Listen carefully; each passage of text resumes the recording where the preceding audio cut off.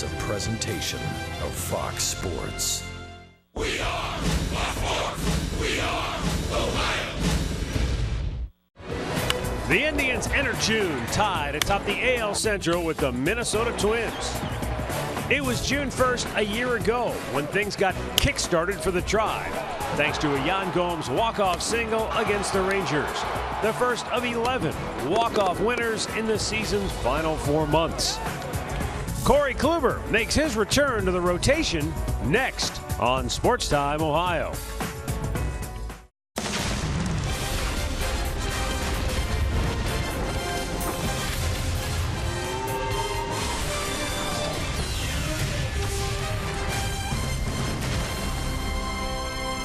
This afternoon here at Progressive Field, the homestand comes to an end, and today's game between Cleveland and Oakland is presented by Hankook Tires as the Indians try to take 3 out of 4 from the Oakland Athletics.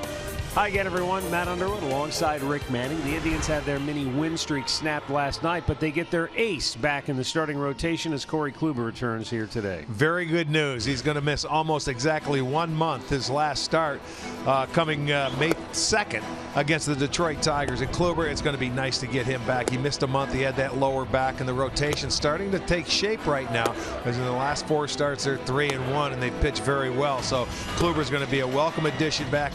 I don't know on the pitch count today. He's going to go out there and go as long as he can until Tito feels it's time to go to that bullpen. Let's hope he gives him a good 6 or 7 innings. Here's Corey Kluber with today's Hear Right sounds of the game. It's never any fun having to kind of sit on the sidelines, so to speak, and just watch. It's frustrating, but I think it just gotten to the point where that was what was necessary, and I wasn't helping the team every 5th day when I go out there and just kind of guessing what kind of shape I was going to be in. So, but I'm looking forward to being back out there. Corey Kluber has made 6 career starts against Oakland, but his only win came last year against the A's. We'll be back with the play-by-play coming up. We'll hear from Al and Jensen, plus Andre goes one-on-one with Rajay Davis straight ahead. Cleveland Indians baseball is brought to you by W.B. Mason, the official office supplier of the Cleveland Indians. By McDonald's, I'm loving it. By your local Toyota dealers. Visit buyatoyota.com. Toyota, let's go places. And by Nature Stone, the only concrete solution.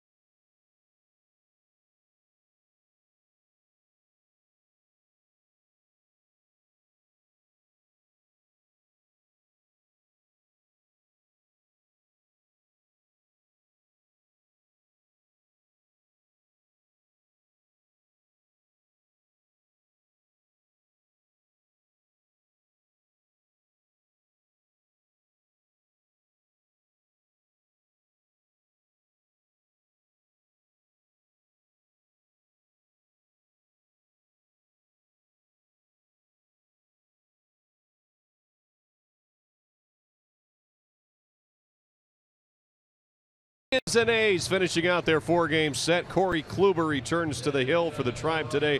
His first start in nearly a month after being on the disabled list. Hi again, everybody. Al Pawlowski, Jensen Lewis. Let's talk about a showstopper for you. A guy who, like Kluber, loves a strikeout pitch, and that is Max Scherzer, who threw 11 starts this year. He has 100 Ks. He had 11 last night. Well, why is he a showstopper? Not only that, Al, complete game rather. He's 1 out away in his last 2 games of back-to-back complete games. 11 punchies last night, 13 the previous start. The Washington Nationals are running away with the National League East. They're up 9.5 games on second place New York. I got to say, though, I'm a little disappointed because yesterday in the game broadcast, our fearless leader, Matt Underwood, promised some donuts, some coffee. Matt, we are still waiting for those gluten-free donuts and coffee here on the set for our fearless leader. We have a failure to communicate here. I thought you said you were bringing the donuts. We say gluten-free. Gluten-free so that I still have a host. We got to make sure that's in there. I brought Lucky Charms and Cocoa Puffs. We have those up here in the booth. Oh, man. Back to you guys. All right. Thanks a lot, gentlemen. Yep. Well, this marks the end of this 4-game series. Rajai Davis, his return to Cleveland. He was lauded before the series opener. He was presented with his American League Championship ring. And while it hasn't gone well for Raj, he is back in the starting lineup here this afternoon. But he's gone just 1 for 9 with 5 strikeouts so far in the series. But with more on that, we go downstairs to Andre Knott. Well, I didn't mind not having donuts, and I appreciate the cereal. I like the way you're mentoring us. You don't need gluten-free donuts to get ready for a noon game. But we talk about mentoring, and Rajai Davis no longer here with the Indians.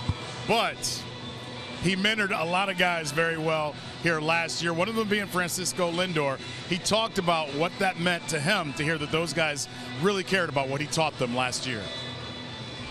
I think that's what I'm here for, you know, to make an impact. I don't think my mission is over, you know, with baseball.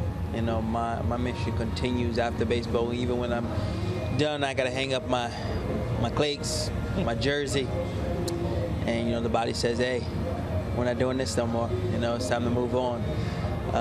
You know, I think it's about impacting people, and I especially like to impact the younger generation, and if I can, you know, and any means necessary. If that's helping them with the little things, so be it, you know. And that's what I want to do. I enjoy being able to help and help somebody get further ahead, pick somebody up that need it. And, you know, I just wanna be what I'm really called to do. I just want to do, what I've been sent here to do, and part of that I'm still learning, and part of that I will learn, you know, along the way. Rick, you've maintained for a long time that coaches have their role, managers have their role, but players take their cue from other players. And when you have a veteran like Rajai Davis who's willing to take the time to spend time with young players, talk to them, teach them, that goes a long way, doesn't it? That sure does. I mean, you share your knowledge that you've learned, and he's played with a number of different teams, and he knows a lot of different things and learned from a lot of different people. So he's got a lot of wisdom he can share with the young players, and if they're smart, they would listen.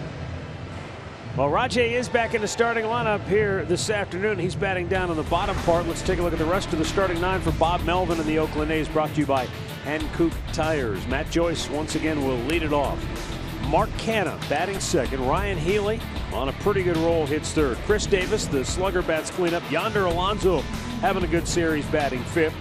Chad Pinder has moved up to the 6th spot in the order after hitting 2 home runs last night. Josh Phegley is 7th. Rajai is 8th, and Adam Rosales bats 9th. Corey Kluber will be our Northern Ohio Honda starting pitcher today. And Kluber, first start in a month. His last start came against the Detroit Tigers. He only went 3 innings. He had an ailing back. He came out, didn't know how long we were going to miss him for, but it is 1 month.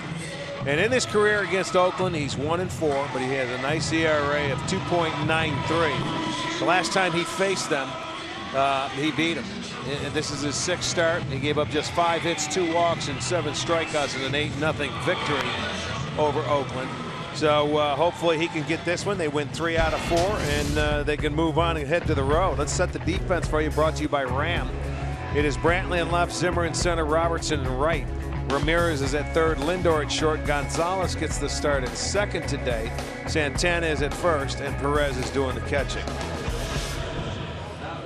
Tom Hallion, the crew chief, will call the balls and strikes this afternoon. Phil Cuzzy is at first base. Nick Lentz at second, and Mark Ripperger down at third. And with that, we are ready to go. Beautiful sunshine, blue skies, not a cloud in sight, but a bit on the chilly side as that wind is shifted, changing directions. Coming in out of the north this morning, cool it down. 65 degrees will be our game time temperature. Corey Kluber winds it up, and we're underway. First pitch popped up, and it's on the infield. Eric Gonzalez getting the start in place of Jason Kipnis at second base today. Makes the catch, and that is out number 1. What a start. 1 pitch, 1 out. Like it. Storylines brought to you by Wayside Furniture, the return of Kluber. And we'll see if the Indians offensively can get after the Oakland starter, Jarrell Cotton. They were absolutely stifled last night on a brilliant pitching performance by Sean Manaea. Here is Mark Canha, and Kluber's pitch low and away, ball 1.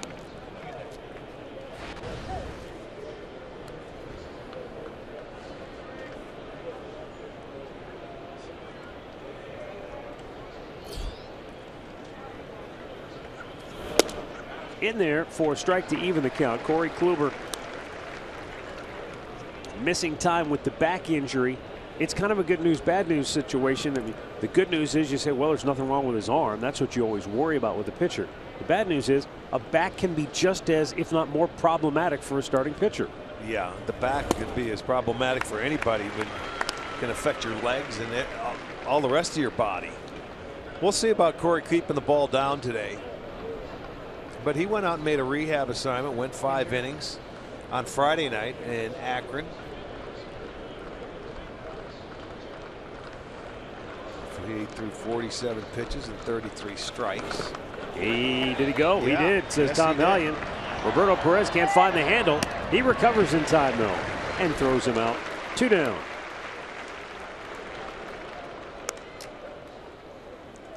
Check the sequence from Corey Kluber.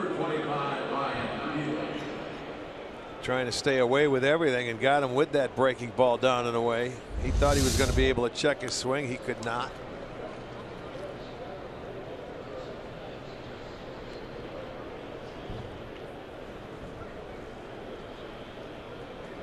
Ryan Healy with 2 down and the bases empty here in the first. And Kluber scrapes the bottom of the strike zone with a fastball to get ahead. Healy 5 out of 12 in the series with a home run.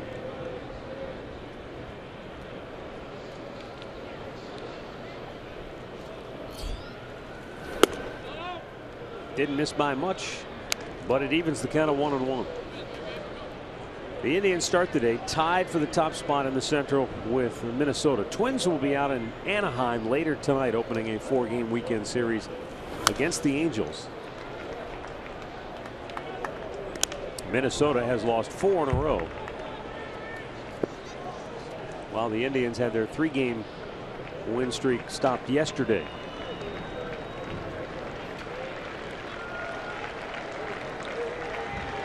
Corey Kluber has Healy in the hole. A ball and 2 strikes.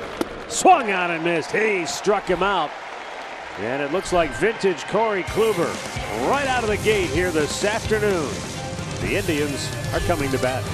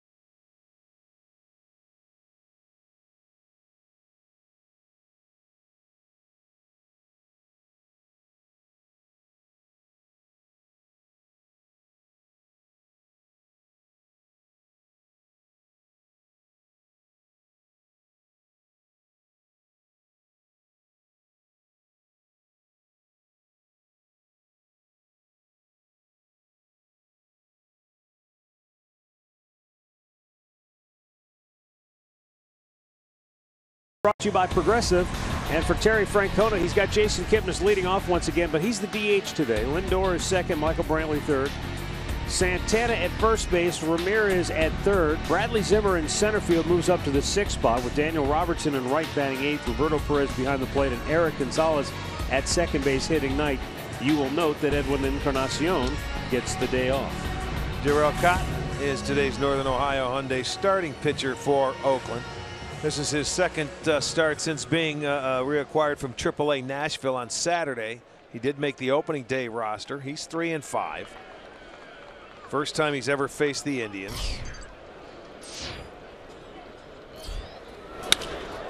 Fastball hit to center field.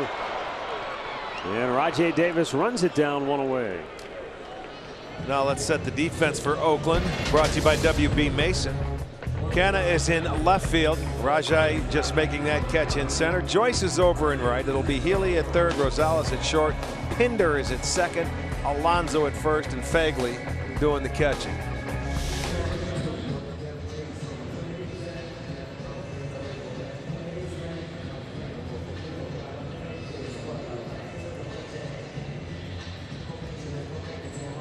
Francisco Lindor.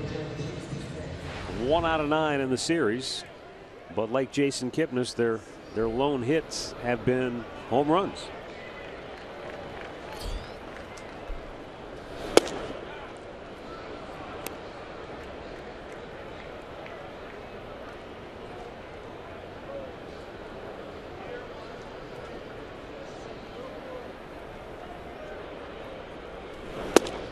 A little high, and it's 1-1.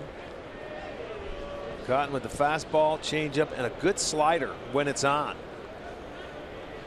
He has pitched very well against the Central Division. He's 2-0 with a 138. He beat Kansas City and Minnesota.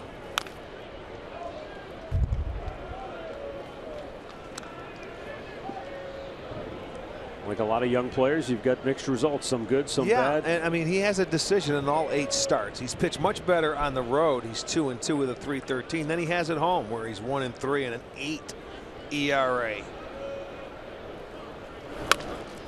Threw his bat at it, trying to beat Cotton to the bag, but he won't do it. 2 down.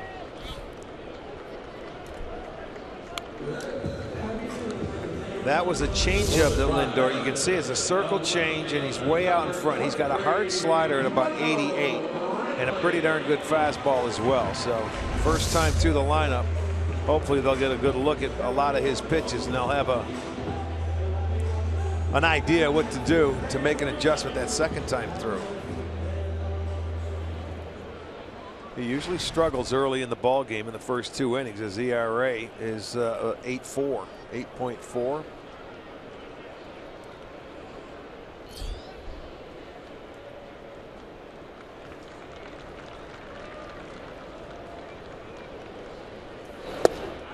Michael Brantley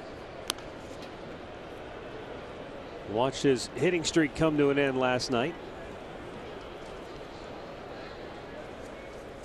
but he finished the month of May batting .293.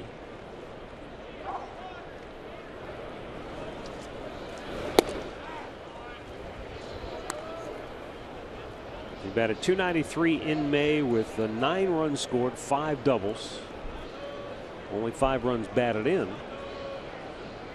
But we mentioned last night 18 consecutive starts, and his batting average has soared during that time. In the dirt.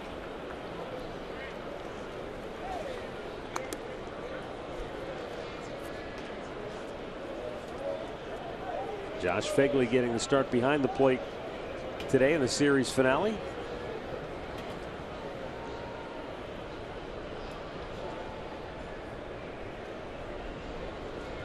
And Jarrell Cotton with the 1-2. I didn't know he's got the curveball to go with the other 3 pitches that he threw to Michael to get me over curveball at about 77. So he has the assortment of all 4 pitches. He came over to Oakland from the Los Angeles Dodgers in a trade.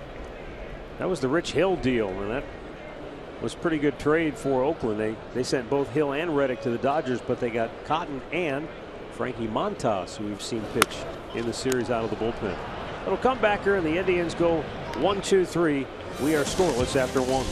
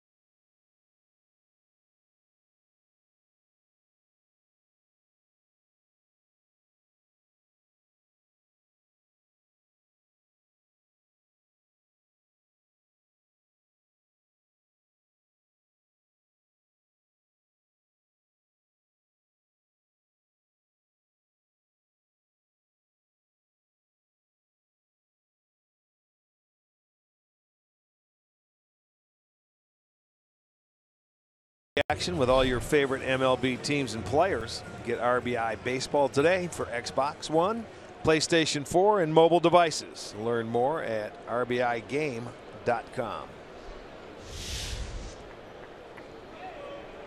Second inning, no score. Chris Davis to lead it off.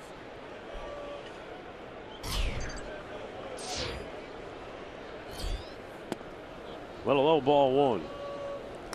Chris Davis in his last 20 games has batted .184. He's hit 6 home runs, but he has struck out 28 times in those 20 games.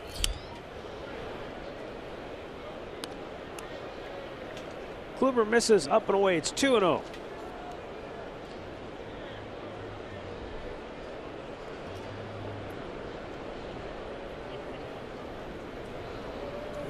We have seen sort of in a microcosm in these 4 games, both the good and the bad, where Chris Davis is concerned. He's got tremendous power. We've seen that. He swings and misses a lot. We've seen that. And defensively, he's below average. We saw that last night. Well, yeah, that was just fielding. Oh, my. They said he didn't go. Phil Cuzzy gives him a reprieve. It certainly looked like he went too far. 3-1. Oh, there you see it on the side, and it was close. Yeah, I think he held up. Yeah, I agree. The thing of it is, too, though, Matt, anytime they get an opportunity, they're going to run on that arm in left field, as they showed earlier in the first 2 games. They're not going to stop. So the one thing he would have to do is, charge the ball and get rid of it a lot quicker. Now they've got him DHing today, which might be his best spot. The payoff pitch, swung on and missed. Kluber has struck out 3 in a row.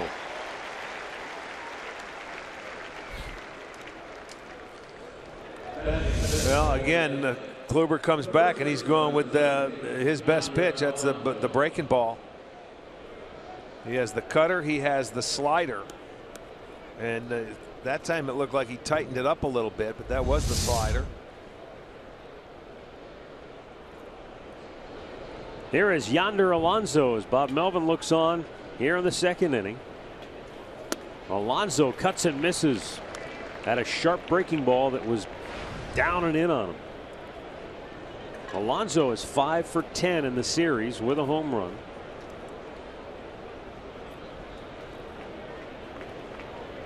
He just had a fantastic month of May. Yeah, he doesn't want to turn the page on that month, does he? Well, he's very valuable now in the middle of this lineup. to protect Davis. And Kluber comes back to get ahead 1-2. We've added 303 with 10 home runs. That's more home runs than he's ever had in a season in 1 month. He's really turned it around this year. Career year and a long way to go.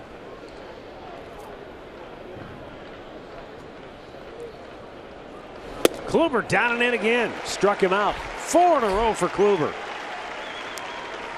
Rick, I did not expect him to be this sharp in his first start after missing a month of action. It doesn't surprise me because when he goes out and he comes back, you know he's going to be ready. And, you know, he already has 4 strikeouts. And the Indians, on Monday, they had 12 strikeouts against the A's. Tuesday, they had 19. Yesterday, 11. And right now, Kluber, 4 straight. Now Chad Pinder dots the outside corner with a fastball.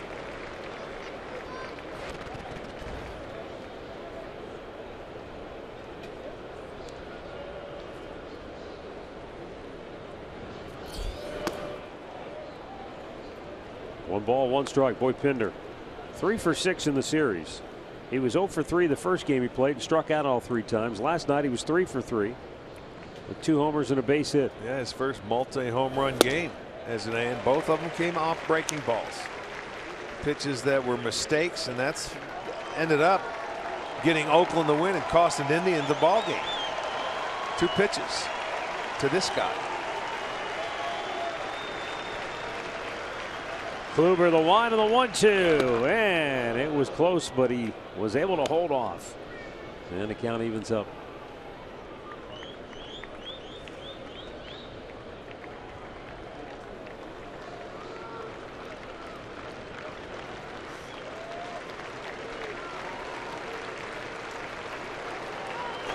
Swing and a miss. Corey Kluber has fanned 5 in a row. He whiffs the side here in the second inning. Everybody going down hacking.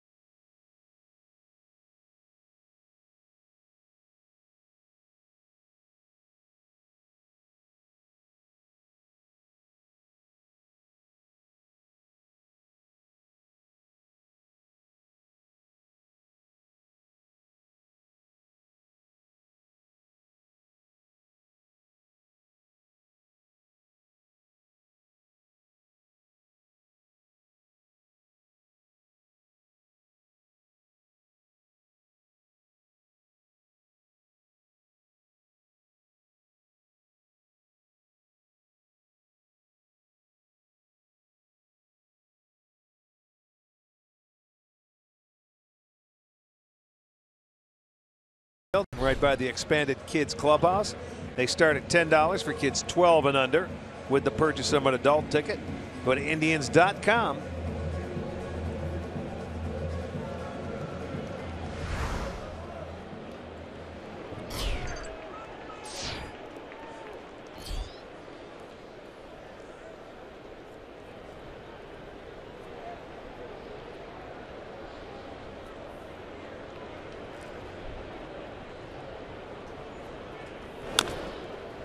Carlos Santana 2 for 11 in the series with a home run. Fouls that first pitch off.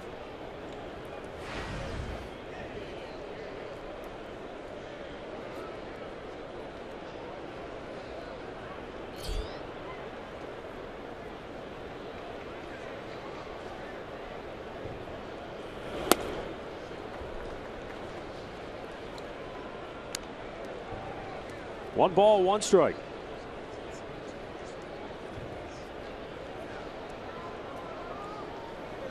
Jarrell Cotton, 25 years old. He was born in the Virgin Islands. And his idol growing up was Pedro Martinez, somebody that he watched pitch a lot when he was a young kid. And he said, you know, we're the same size. They're both 5'11". They were both prospects in the Dodgers organization that got traded away. And their pitch assortment is very similar too. You think about the fastball, the changeup, and Jarrell Cotton said, I actually use the exact same changeup grip that Pedro Martinez had. And he said, I make sure I keep that pinky finger on the ball and it gives me a little extra spin. And somebody was talking about the fact that his changeup at times acts like a screwball. Yeah. And I don't know if that has something to do with it, with the way that the pinky finger stays on the ball maybe a little bit longer, gives it a little more spin. Well, it's all a matter of getting a good feel for it. But to take the story a step further, Pedro Martinez was working MLB Network, and he was watching one of Cotton's early starts, and Pedro compared Cotton to him, saying he reminds me a lot of myself. We can imagine what that meant to a kid like Cotton. No doubt. Bob Melvin said, well, hey. Well, now he's got to I'm not going to argue with it. Yeah, I'm not going to argue with that. I'd love to have another Pedro Martinez in my rotation. Well, obviously that's why they made the trade, sending Reddick and Hill to the Dodgers. I watched him pitch an earlier game in April that was on television where we weren't, must have been a day game, and he was brilliant. Double play ball right at Pinder. To Rosales, back to first. It's close, but they got him.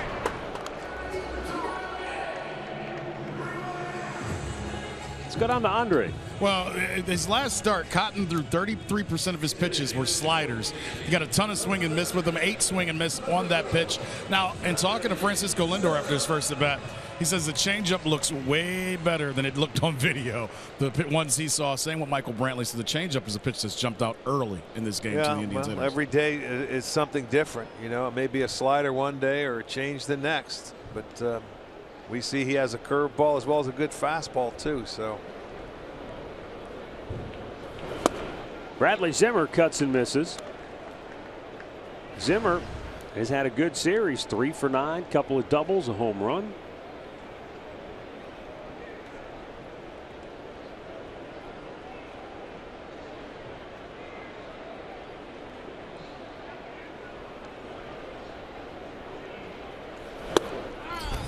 Ooh, that just barely nicked the outside corner. Generous to say the least if you're Bradley Zimmer. That's way off the plate. Yeah, take a look at it on the Nissan Pitch Tracker 95. You're not going to hit that, so you don't swing at it. But if he's going to give it, it's going to be a fast day or a long day for hitters. If he's given that pitch there, there's no way he can give you the pitch on the inside part of the plate.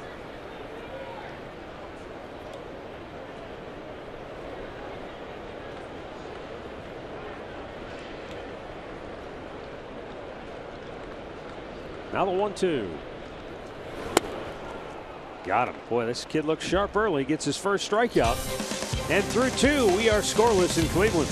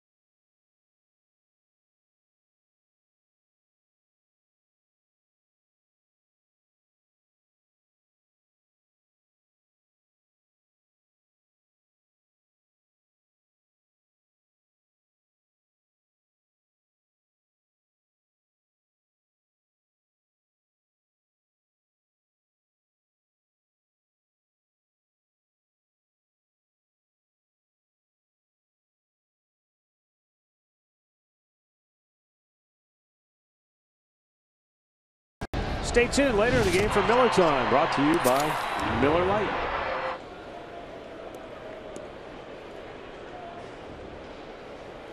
Corey Kluber, with 5 consecutive strikeouts, goes to work against Josh Phegley here in the 3rd.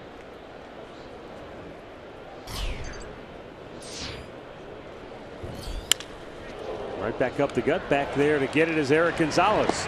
And a good throw to get him 1 down. Oh, it played beautifully up the middle.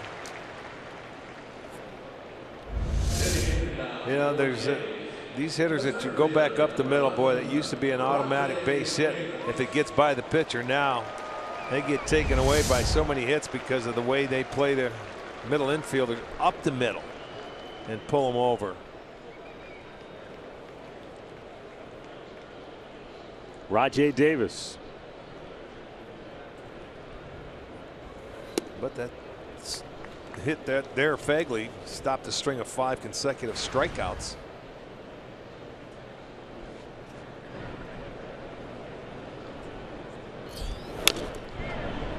Rajai right now is mired in a 1-for-21 slump. And he has struck out 10 times in those 21 at bats.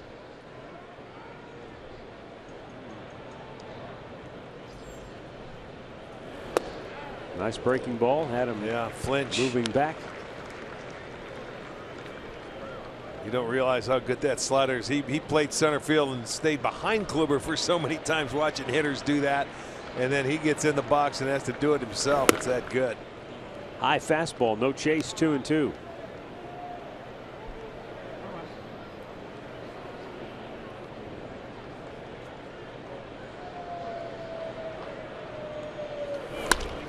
Right back up the middle. Lindor cuts it off. Tries to hurry the throw, but Rajai beats it out for an infield single. Yeah, hit perfectly. Once Lindor had to go range that far to his left, there's no way you're going to get Raj. He can get down the line in a hurry and beats it out. I mean, he gets to it. A normal guy, he will get on that ball, but not Davis. You can see the speed beats it out. And from the right side of the plate.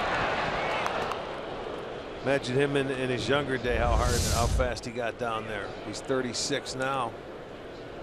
See how anxious he is to go here. Indians not an easy team to run against.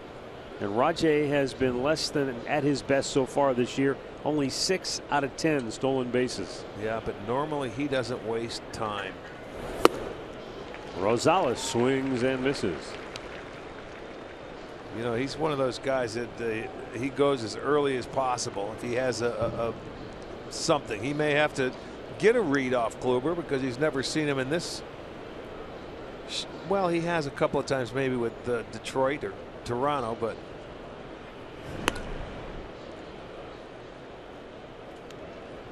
he usually has a pretty good book on pitchers. Well, you would think, Rick, playing center field, as you said, defensively behind him, he's got a pretty good idea of maybe what Kluber likes to do in these situations, what Perez might call in these situations. Again, I think it comes down to him. Where's he at right now mentally? Right. With his hamstring, with how he feels. He just hasn't been on first base a lot. Yeah, and that's an art in itself. Getting jumps and the reading pitchers he does. But if the hamstring's not feeling good, it's tough to run and get the jumps that you need. Well, he told me yesterday physically he feels great, but you talked about the mental part, Matt. He said mentally, because he hasn't been on there, his timing's just not right. That's what he told me yesterday. I mean, that's a big part of it. He went. And it's 0-2. Andre, we saw it last year. When he's on, when he gets on first base, you can almost just see it in his body language. Right. You're not going to get me. You're just not going to. When he gets going, there's no one like it on the base paths nowadays. But like he said to me, he goes, physically, I'm good after the hamstring. He goes, I just don't have any timing right now. He was flinching back toward the bag on that delivery. Well, Arch, you've done this. Do you think it gets in your head when you're going against a bunch of guys that know you so well? You know what I mean? Do you overthink it almost because of this? I don't think he's overthinking it. I agree with you guys that he just doesn't feel it out there yet. Not being out there enough, and that is a rhythm in its own right.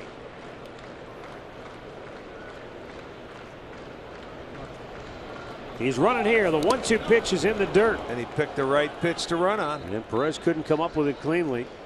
And so Rajay with his 7th stolen base on the year.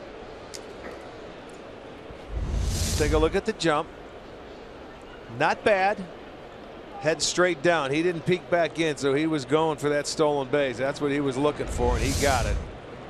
And that's the pitch you want to run on against Kluber, is that slider. Not an easy pitch to come up with. And that one was in the dirt, so there's nothing Perez could do there.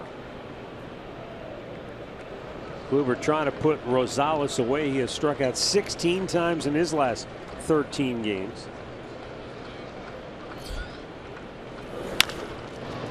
Chopped up the middle. Cut off by Lindor. He'll throw to first. Got him.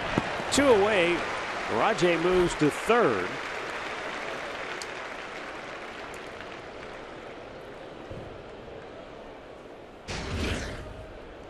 Talk about that slider from Corey Kluber. He has had a good one right from the outset. He struck out 5 consecutive. And look at that breaking ball. Well located, down and away. You can see the swings and misses. And that's a pitch that, boy, we've grown accustomed to seeing a lot of those swings and misses. I've just always liked how he can change the speed and the depth of that pitch. At times it can be a very tight breaking ball, almost like that. And other times he can really slow it down, maybe give it a little more tilt, a little more depth to it. But it's all about the movement of the pitch. And he's just working out the hitter, saying, well, maybe I can throw this one a little harder. There was the first changeup I see to a left-hander, which is good. That's a good pitch for him against left-handed hitters. And you're going to see that one down and away. Good pitch. Now what you have to be careful for, if you call for that slider, with the man on third base with good speed, you don't want to bounce it. The 0-2 pitch. Nice. Oh my, it was very close to being called a strike. Just missed low. Yeah, it was on the plate, no question about it. It was on the plate, and it had to be low. But that's a good looking pitch at 0-2.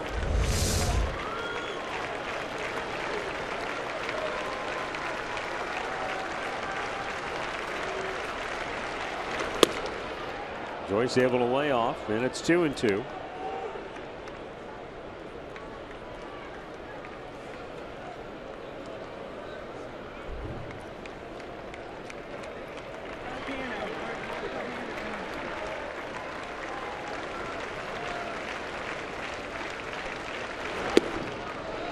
Full count.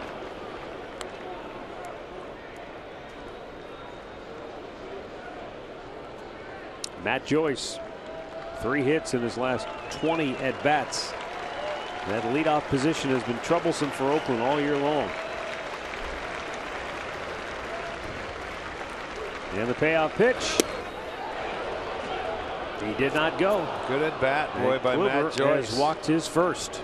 That is a very good at bat to lay off some tough pitches. He went with a 3-2 breaking ball. But Matt Joyce, he didn't offer. A lot of guys get too aggressive. Rarely do you see guys able to take their way into a walk like that. So he will keep the inning going. 6 different players have been used in the leadoff spot for Bob Melvin this year. The number 2 hole where Mark Canha bats today, he's had 11 different guys tried out in that number 2 spot. Yeah, he has had some issues with the top 2 spots, and he continues to try. I mean, he changes them every day.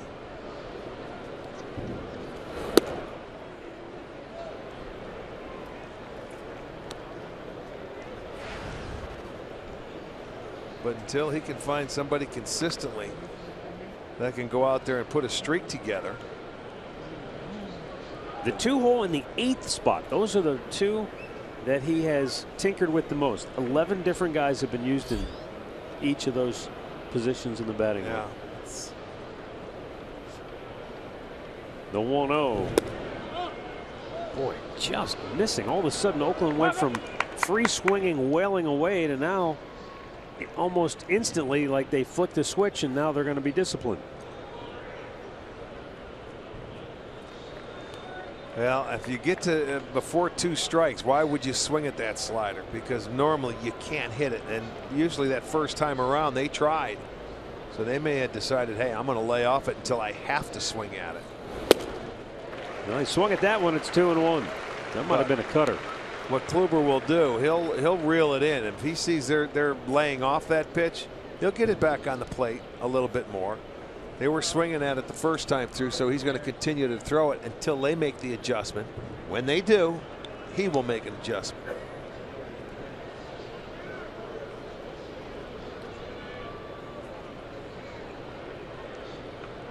First and third, 2 down in the third.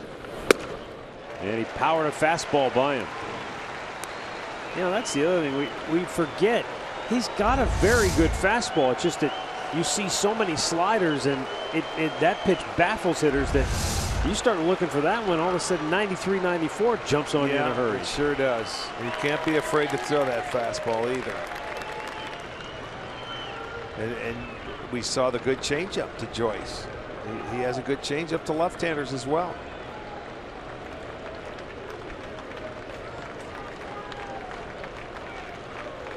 Now the 2-2. Swung out and missed. He pulled the string on another breaking ball, and that's a half dozen Ks through 3 scoreless innings for Corey Kluber.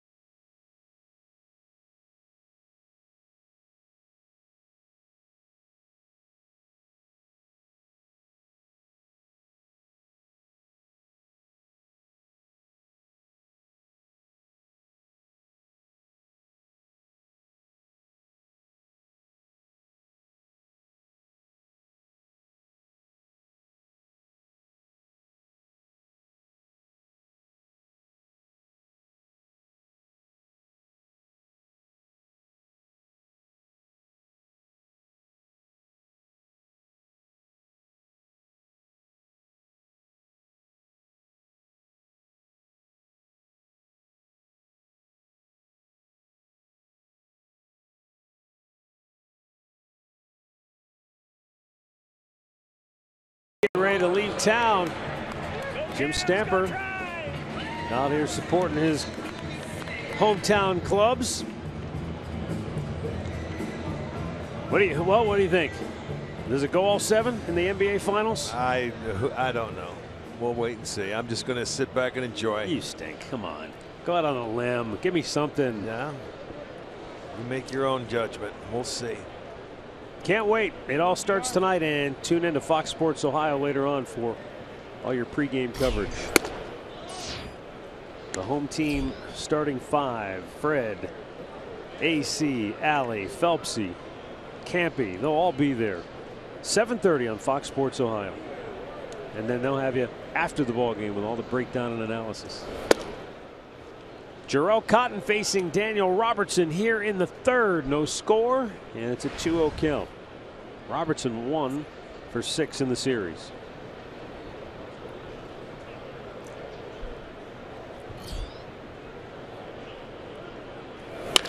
Hit hard and by the third baseman Healy. All the way down into the left field corner.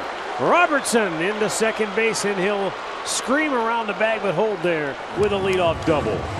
Well, first hit for the Tribe. Why not make it a leadoff double? He got a fastball looked like on the inside part of the plate that he was able to turn on. See, they wanted it down there. It was maybe a little higher than what they wanted, but They were playing him off the line. He hit it right down the line. So Robertson gets his first double this year. And now Roberto Perez will be the hitter entrusted to trying to get him over in the hopes they can get him in. A little different bottom of the order, though, with Encarnacion sitting out today. Roberto Perez batting 8th, and Eric Gonzalez, he's just 1 for 10. Not many opportunities for him. He's batting 9th.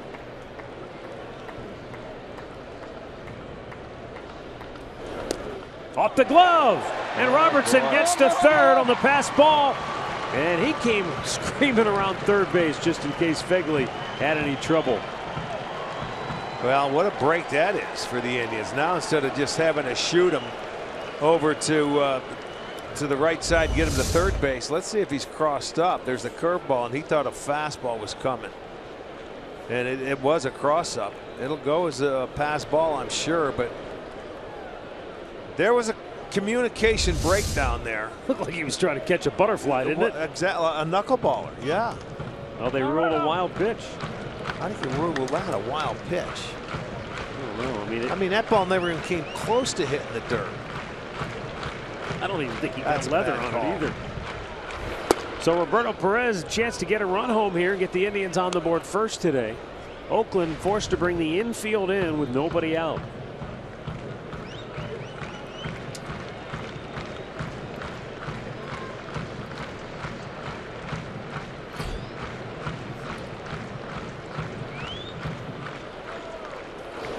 Oh, he chased one badly. 1-2.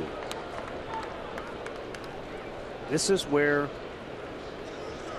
the hitter sometimes becomes overly aggressive. Yeah, he's his own worst enemy instead of waiting for something. See, that's even if you swing at that pitch, it's not a pitch you can drive or at least hit in the air. Until you get to 2 strikes, you're looking to hit something in the air. And he's going to go right back to that slider and try and get his. That's his out pitch. And it goes straight down. You can see it's the slider and it's going straight down. That's what he's looking for, the swing and the miss. But when you get ahead of him, Perez helped him out. You've got to still just be patient. If you're looking for that slider, try and foul off the fastball. Whoa, it goes for the backstop again, and the Indians take the lead. That's a gift run right there for Cotton. You know, coming in now he's got 2 wild. That's 6 on the year. He really tried to throw that slider down and he bounced it. That was about a 55-footer, if that. Or was that the changeup? It looked like a changeup. It sure was. That was a changeup, not the slider. And that one bounced out in front and it got past Fegley, and the Indians will take a lead without even having to put a ball in play after the leadoff double. No, you're right. I don't miss home. And Roberto Perez, a full count. And he slowly taps one back to the mound, 1 away. T-Mobile Unlimited Baseball break. Well, we didn't quite get there yesterday, Arch. I'm surprised. It seemed like they were on pace to shatter it. It looked like it. I mean, and they had a good start to the day.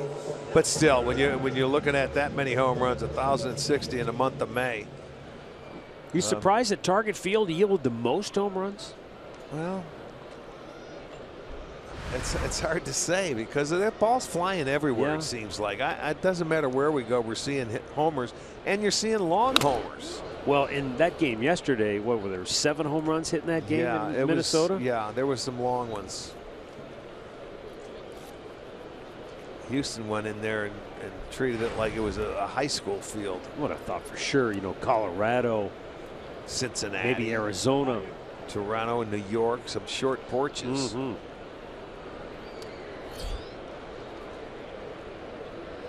Eric Gonzalez takes up high. 1 ball, 1 strike. Gonzalez, he's fun. You watch him out in pregame. He's taking ground balls at shortstop. He'll take them at second base. He'll work at first base. He'll take some balls over at third. He just wants to be ready for wherever Tito calls his number. Well, he's learning how to be a utility guy. because he's not going to play shortstop here. You know, he's probably not going to play any second base consistently or third, so he has to work all over the place. Now the 1-2. He's out looking. Second strikeout for Cotton. 2 down in the inning. Well, we're giving you a chance to win one of 25 pairs of tickets or a grand prize VIP experience to the Luke Bryan concert here at Progressive Field on July 15th. Enter the sweepstakes now at foxsportsohio.com.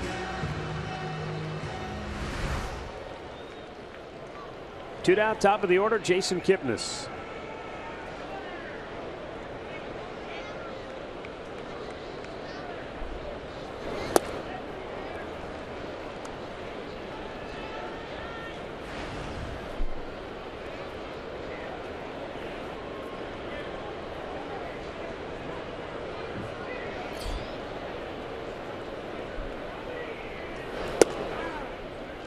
Indians trying to run their season record to 13-3 against the Western Division if they can beat Oakland and win this series here today.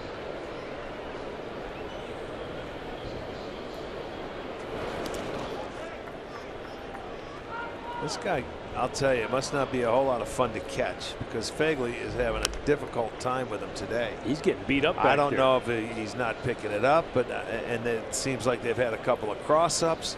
But boy, this guy, he's throwing 4 different pitches and they're going every which way.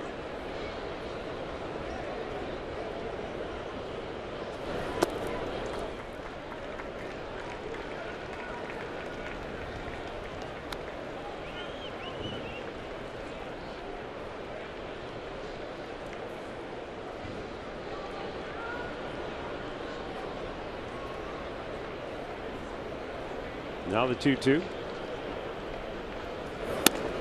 After today, the next time the Indians face a Western Division foe, it'll be from the National League. 2 games in Colorado on this next road trip, then 3 games with the Dodgers here at Progressive Field on the next homestand. Next time they face the AL West, Texas comes to Cleveland in the last week of June for a 4-game series. And the payoff pitch to Kipnis. Missed outside, ball 4.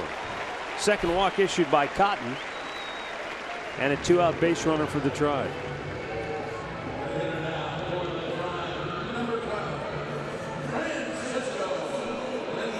Well, you think about that. I don't know how often that happens where you get a leadoff double and you don't even have to put a ball in play to get a run home. That's a rarity. One was a cross-up that it was given a wild pitch, but it looked like a pass ball, and the other one was the wild pitch. And then he would have had a chance to get out of the inning after getting Perez and Gonzalez if he would have been able to get Kipnis. But, you know, just he has 6 wild pitches now on the year. Francisco Lindor, he grounded out his first time up. On the changeup. Yeah, and it was a nasty one. He did well just to get the bat on it.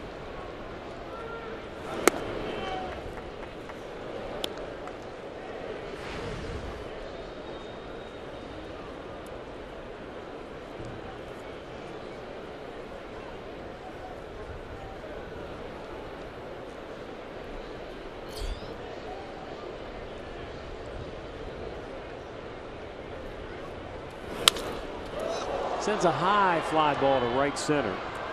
Matt Joyce, the right fielder, is there and makes the catch to end the inning. But Daniel Robertson, the igniter at the bottom part of the order, starts it with a double. Takes second on a wild one and home on a wild one.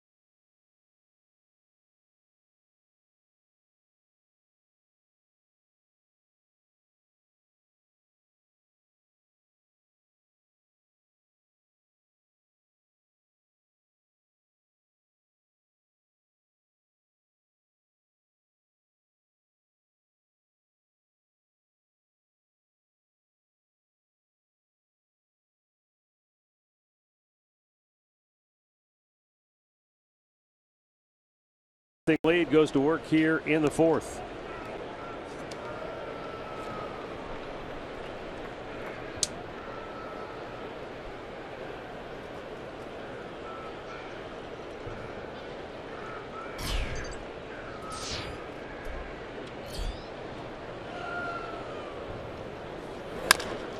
Big chopper to short. Lindor flips it over. One away. Well, it's time to place your votes to send the Indians to the 2017 All-Star Game. It'll take place in Miami. Fans can vote 5 times a day and up to 35 times total. Just visit Indians.com, vote, and cast your ballot.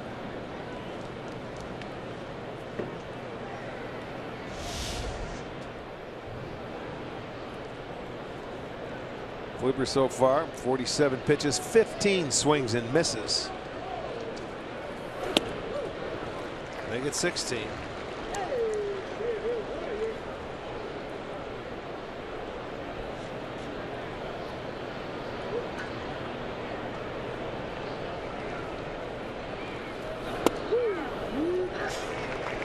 Chris Davis down swinging his first time up. He's in the hole quickly, 0-2.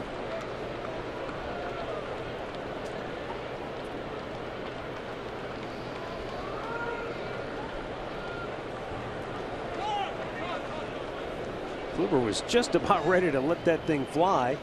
Then time was called.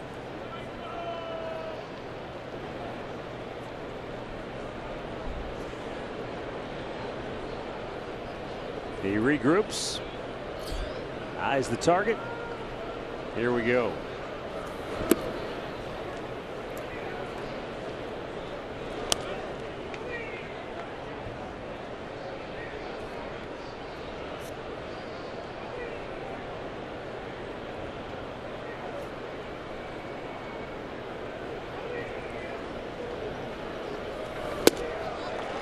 .30 strikeouts in his last 21 games for Chris Davis. Number 7 on the afternoon for Corey Kluber. And there are 2 down in the fourth. We send it down to Andre. Well, a lot of people are curious of the expectations for Corey Kluber as he comes off the deal, and after missing a month, he's probably only around 75 to 85 pitches today. It's probably good that he has some short innings early on. But Tito said one thing to me about this start.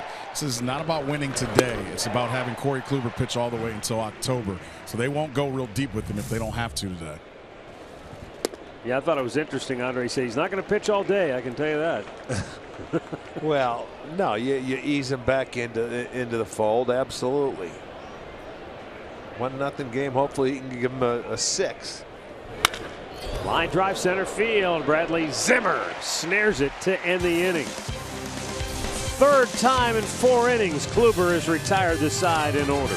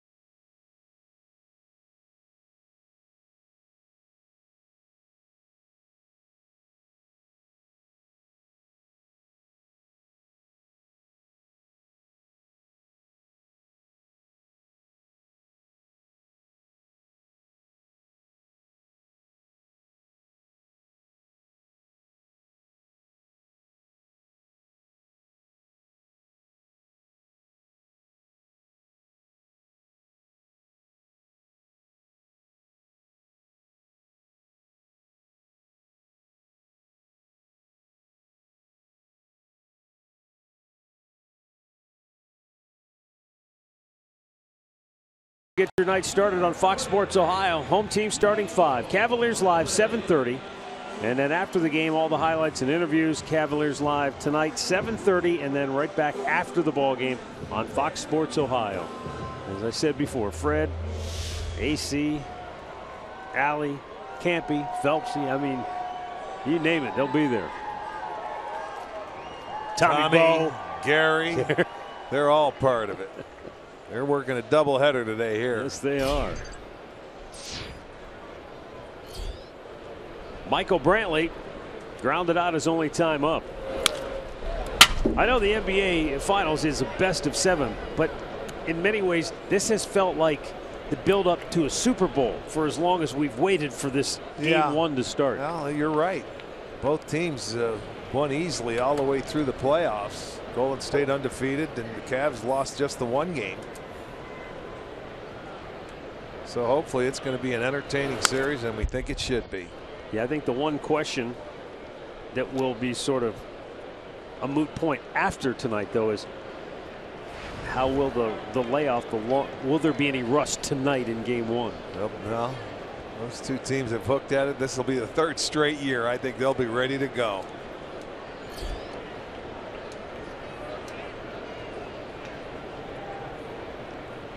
Jarrell Cotton with the 0-2 pitch to Brantley. Out of play. With as much talent as there is on those two rosters, their practice sessions have to be as physical as some other teams that have during the regular season and actual game time. So I'm sure they'll both be ready come tip off tonight.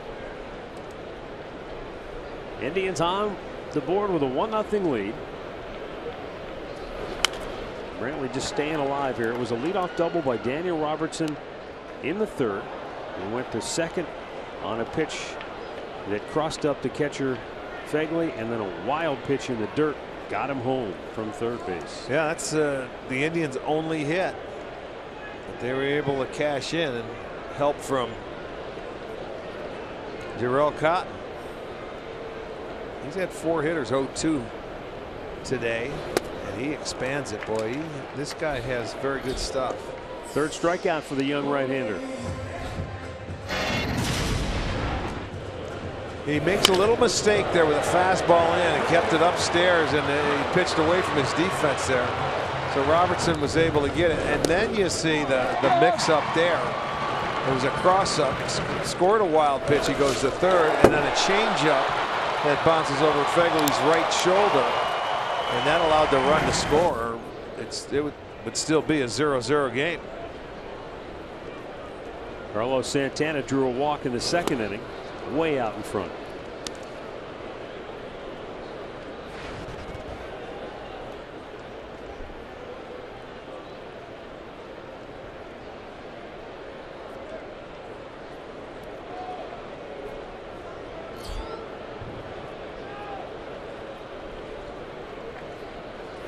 In the dirt. That was a fastball. 1-1. Yeah, usually you don't spike fastballs in the dirt. At least you're not expecting to see him down there, but he's thrown a lot of off-speed pitches, and he hasn't thrown a whole lot of fastballs. So the command of that fastball hasn't been his strong suit today.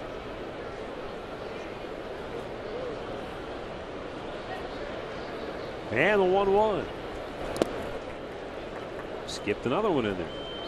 You know, young pitcher. He's 25 years old. He has very good stuff. If he ever gets it and can harness the 4 pitches that he has, he could be very good.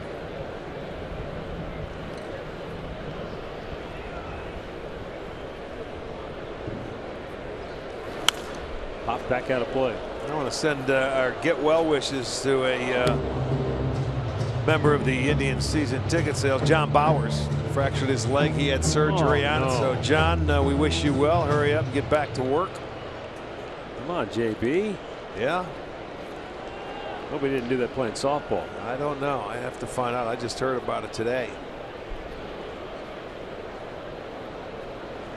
Now the 2-2. Boy, Santana fooled badly, and this kid's got very good secondary pitches. I mean, you can throw 94 and you can spot your fastball. That's a great start, but then with that changeup and a very good breaking ball to go along with it, you can see why the A's were so high on him coming over from the Dodgers in that trade. Kia in the driver's seat.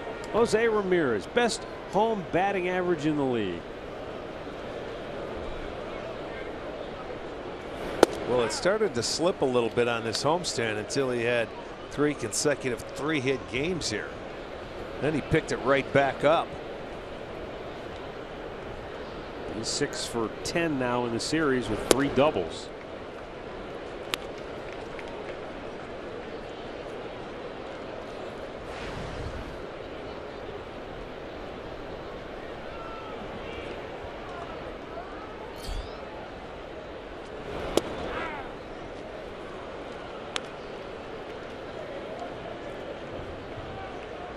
Cotton at times has Indians hitters in the rocking chair.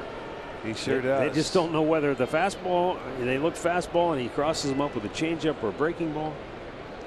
It looks like he could just go fastball changeup to left-handers the way he's been throwing, and then go to this fastball slider to righties.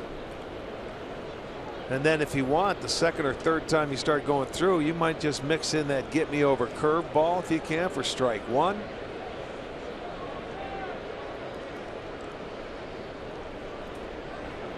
The 2-2. He didn't mean to, but again, and just sort of tracking it, trying to protect, popped it right back to the mound. So the Indians go in order. We've played 4. It's Cleveland 1, Oakland 0.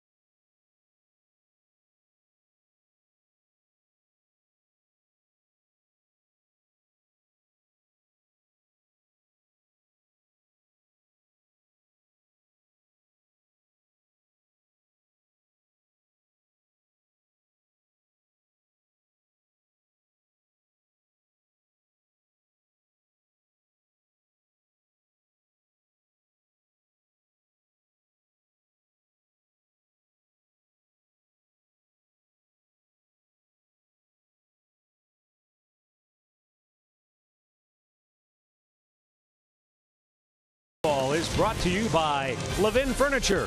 For the best deals on furniture and mattresses, shop Levin's. And by your Northern Ohio Honda dealers. Made in Ohio, Ohio proud.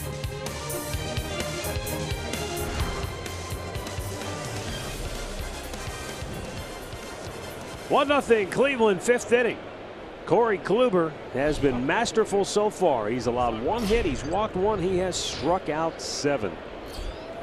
Oh, hit the bat, and it did hit the bat. Fouls it off, and it might have got part of his hand in the process. Holy mackerel. I think it did. It might have, but his hand is part of that bat, and he had to try and get out of the way of it. Listen to this. There was no way. If that didn't hit the bat, it would have got it right in the chest, right where Oakland or the A's is, and it knocked the bat into it. Actually, I don't think the ball actually hit any part of his hand. It knocked the bat into his chest, I think, of the bottom hand. Watch it come off. Did it yank his thumb, maybe? Well, they're taking a glove off. Take one more look. Watch, in between. Right on the trademark almost. That That's weird. That's very weird. He's lucky that got a little bat, and I know his thumb might be a little bit sore right now, but better that than his chest.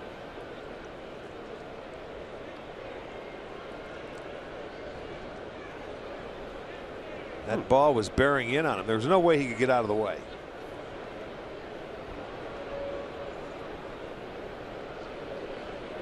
I'm still trying to figure out how that would have affected his left, maybe his thumb. All I can figure is the way he must have had his thumb wrapped around the bat. Looks like he's coming out. Or is he going first base? Wait a minute. They're giving him first. That ball hit the bat squarely. Now Tatum's going to have to challenge this. No way. It didn't hit a hand. It hit the bat. Never touched any part of him.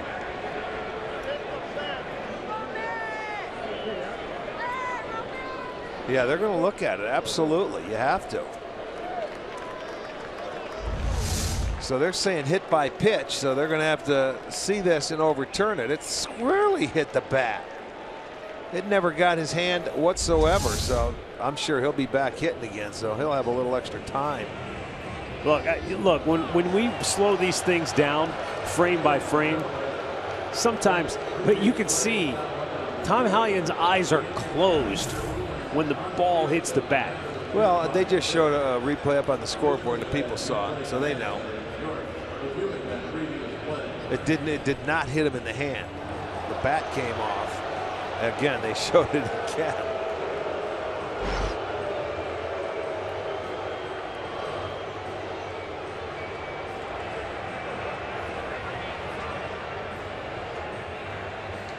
Yeah, so you know, it's funny, Rick. This should not take long at all.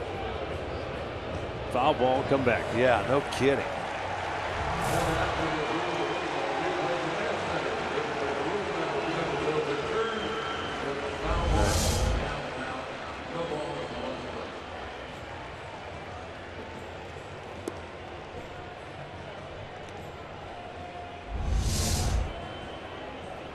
It doesn't get any more definitive than that.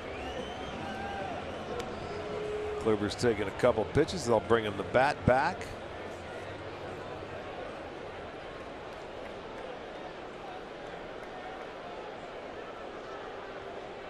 Might be the hardest ball hit today off Kluber. Tough way to go. Still an 0-1 count. Pinder says, the heck with trying to bunt. Yeah, well, it's almost like you have to take the next pitch when that first one was right at your chest.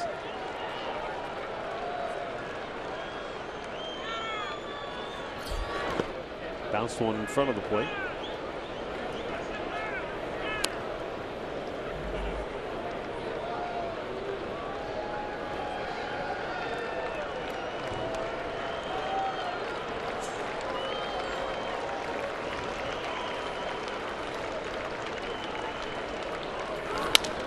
And on the ground to short, and Lindor scoops it up, throws him out. One away. Well, Tribetown MVPs, presented by Cleveland Clinic's Children, is the official kids fan club for the Indians for kids 6 to 14.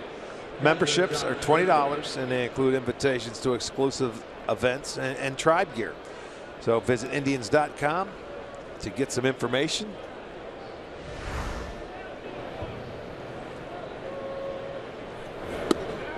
Breaking ball over the outside corner.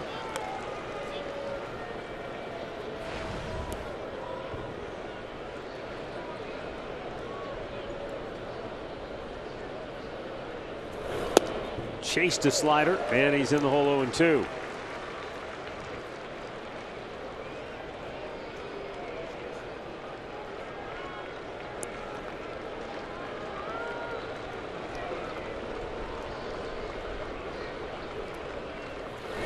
Swung on and missed. Boy, that didn't take long. 3 pitches, and Fegley retired. Strikeout number 8 for Corey Kluber.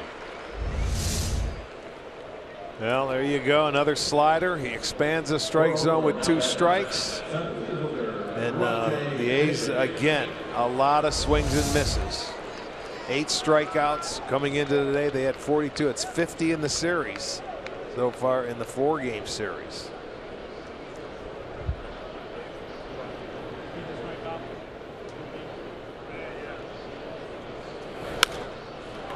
Rajai Davis pops the first pitch up. Carlos Santana makes the grab. So Corey Kluber dealing here today.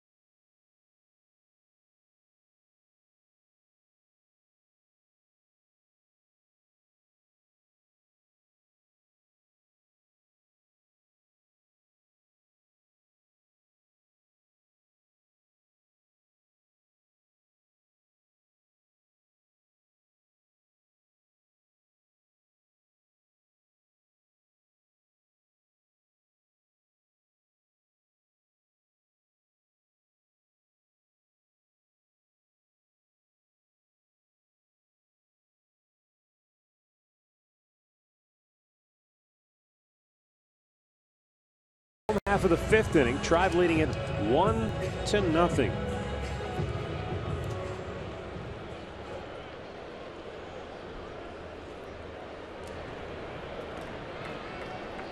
Zimmer, Daniel Robertson, Roberto Perez.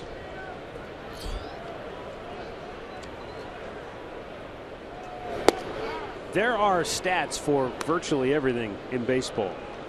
And one thing that we do take a look at from time to time is splits. Home, road, right, day, night. Is that something that, did you ever buy into that as a player, that maybe you felt you saw the ball better day versus night, or you played better day versus night? 'Cause some guys are strikingly different statistically from day games to night games. I don't know. Sometimes I guess some guys like to play at night because that's their routine, but day I think you see the ball sometimes a little better. Yeah. I guess everybody's different. Bradley Zimmer with a line drive base hit into center field. That is only the 2nd hit for the Indians. In-game recap brought to you by your local Toyota dealers. Not a lot of action so far. It's been well pitched on both sides, but Daniel Robertson clobbered a double. A cross-up got him to third base, and then a wild pitch in the dirt got him home from there. It's the only run of the game. Some people might say, boy, you know, you're in a stretch where you played a lot of games, you got a night game, and then you turn around and play at noon. Maybe it's tough to get the motor started early on, especially against a tough pitcher. I could see where that could potentially have a factor. We have had a lot of different start times on this homestand. All year. Yeah. You think about it, we've had some.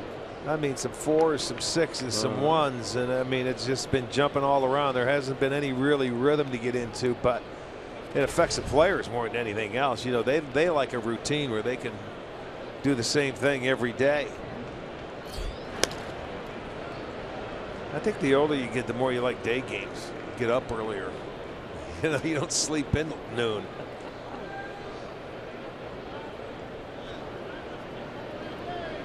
Well, I know Andre would prefer night games, otherwise, because he wouldn't leave his suitcase at home. I would prefer 8 o'clock starts. Right at the shortstop, Rosales. An easy double play ball. And that's the second time that's happened to the Indians today. Sure is. All right, Andre. You know, Daniel Robinson's a different type of guy. We always talk about how unrelenting a clubhouse can be. But the guys have taken a liking to him, but he's come up with a nickname for him. I won't tell you who came up with the nickname, but they call him walkie-talkie. They say he's about as big as a walkie-talkie, and you never shuts up. But they love his energy, and they love because he wakes everybody up. And on like a date like today, going to clubhouse, who's the first guy you heard? The walkie-talkie, Daniel Robinson. I have a feeling I know who gave him that nickname. I'll let you tell. No, I don't know. You probably want to play games at 10 a.m. We can. Roberto Perez trying to flare one into right, but it's going to hang up, and the side is quickly retired. 5 in the books. It remains Cleveland 1. Over and out. Oakland nothing.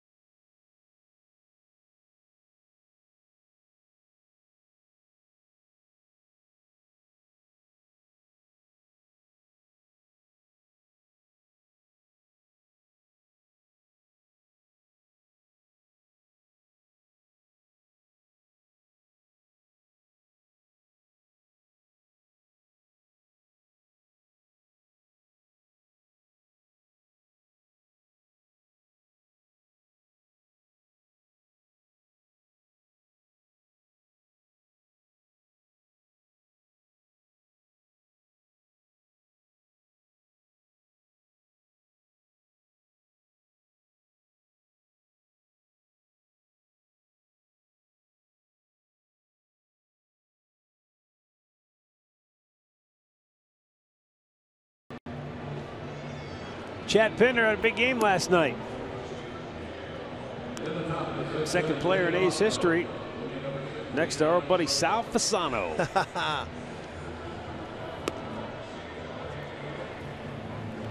Somebody I saw on Twitter today, somebody scouted a Sal Fasano jersey out among the crowd today. There was one in the food room when we were sitting in there. Really? Yes, there was. Oh, you didn't come join us. No, you had Lucky Charms in here, and we were eating breakfast. No, I was eating breakfast. I don't know what you guys are eating. Sal was the chef today. He was cooking us some Italian food in the kitchen.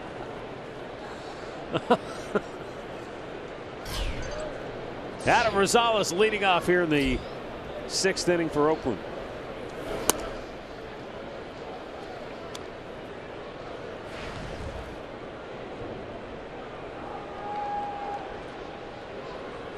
Well, Kluber going out. He has stay fair. 10-0-2, 1-2 counts, and he has 20 swings and misses on the afternoon, and he's going out into that 6th inning. 63 pitches, so he's been very efficient, very sharp for his first time back. Thoughts on his first outing after a month? I'm just impressed with how razor sharp he has been.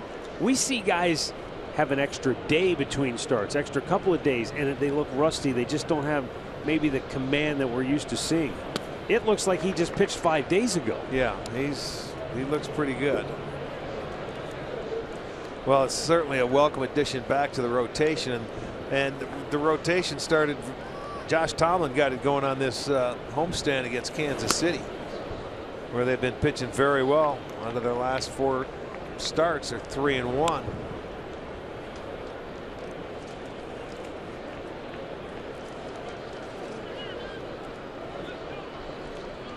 And then you get Clevenger's start yesterday, who pitched very good. Just 2 pitches really cost him a ball game. Full count.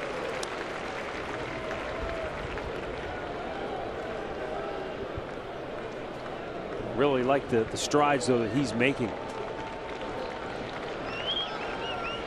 Both he and Trevor Bauer getting on a roll. The 3-2 swung on and just got a piece of it to stay alive. They're going to face some good offensive clubs in the month of June, so it's they have to get it rolling.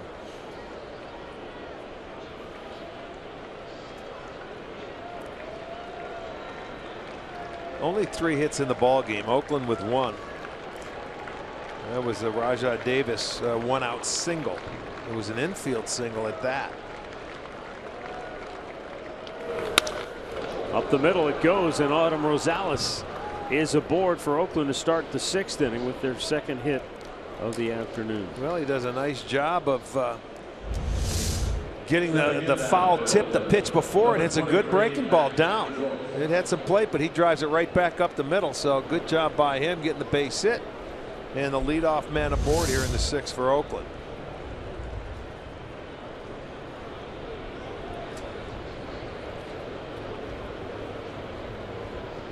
Matt Joyce walked his last time up.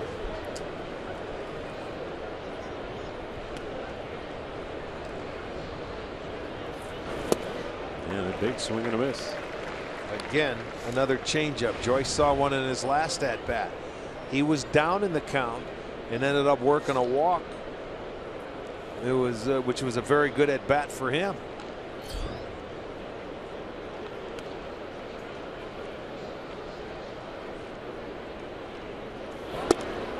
When you've got this many guys in your lineup that swing and miss a lot, 50 strikeouts in the 4-game series so far. It has to make it tough for Bob Melvin to say, well, maybe we'll try to start a runner here or put a play on. You right. Can't do it, can you? I mean, the bunt comes out of play. You're right. And how can you put the hit and run on if they're going to swing and miss so much? You just can't do it. You don't want to make out any outs on the bases, but you would love to start a runner if you can. They have 6 sacrifices on the year as a team. Rosales has 3 of them. He's on first base, so you can forget about it. Kluber looking for another strikeout now. It was low. He didn't chase after it. He's done a good job with 2 strikes at the plate. He really has. Well, he's been around. He's a veteran. He knows the strike zone. He's not as anxious, I would think, as a lot of those hitters we're seeing.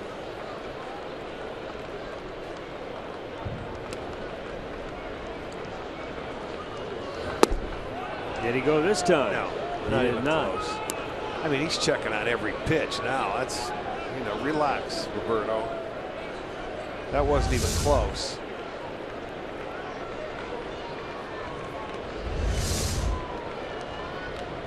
Second straight time Kluber's had him down, and he's worked it back to full.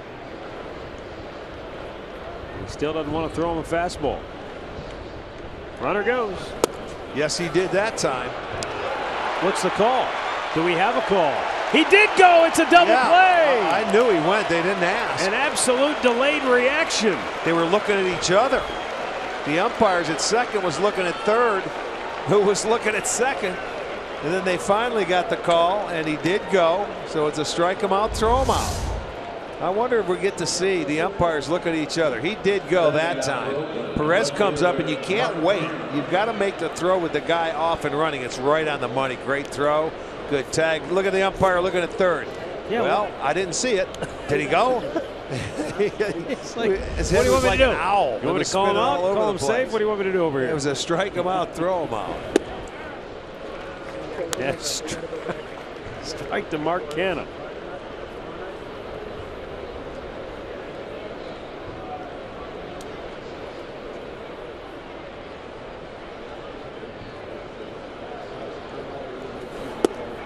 And 2 quick ones.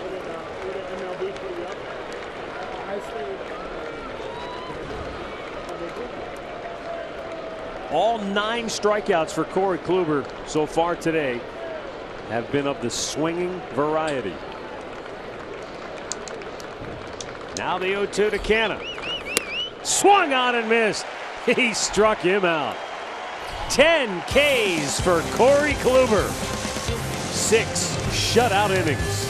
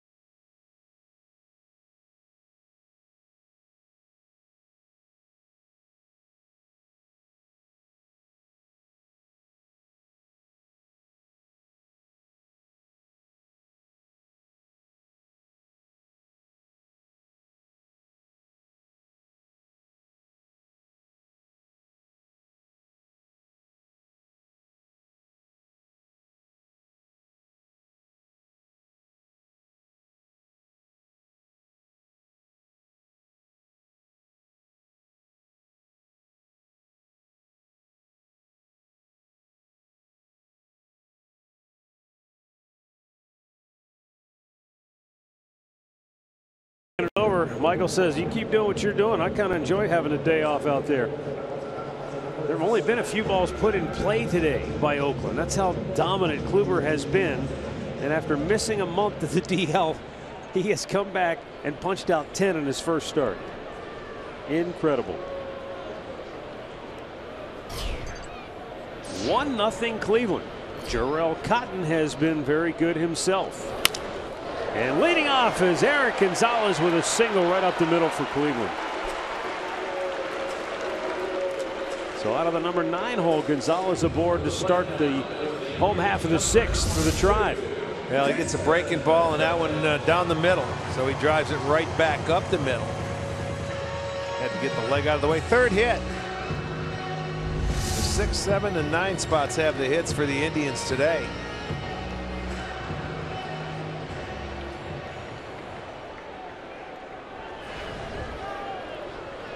Oakland has some stirring in the bullpen. No action yet. Bunch of guys up doing calisthenics. Cotton hasn't made many pitches. He's only at 63, and 40 of those have been strikes. Well, back in the 2nd inning when the leadoff man got aboard on the walk, he proceeded to get the double play ball the very next hitter to Ramirez. And in the 5th, leadoff single by Zimmer, got the double play ball off the bat of Robertson.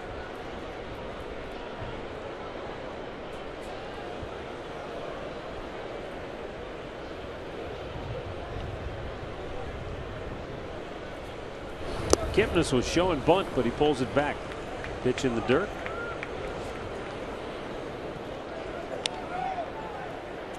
Don't know if that was a legitimate potential I'm going to bunt, or just maybe seeing if he wants to give Gonzalez a pitch or two to try and steal. I don't think he's going to steal. If anything, start the runner and let Kip swing it if he wants. More so the hit and run than the bunt here.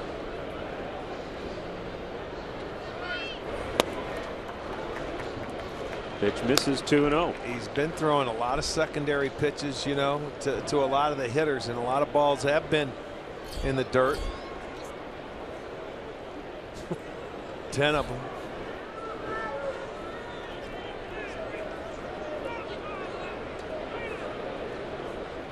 .65 pitches in all, 40 strikes for Cotton, and that one misses up high. 3-0.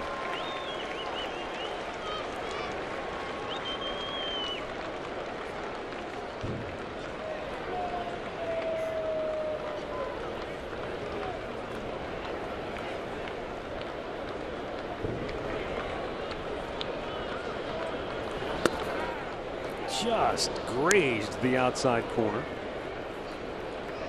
And it's 3-1. I don't know about this one either. That was like the one we showed you earlier. Same pitch down, running away. It looked like it was off the plate. A lot of times young pitchers, rookie pitchers, they just don't get those calls. Gonzalez takes off. It's ball 4, so it's a moot point, and the Indians have 2 on with nobody out.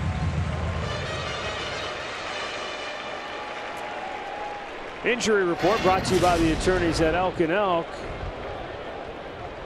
A couple of injuries around the big leagues. Yeah, we show this, and it seems like everybody goes on somebody new every day.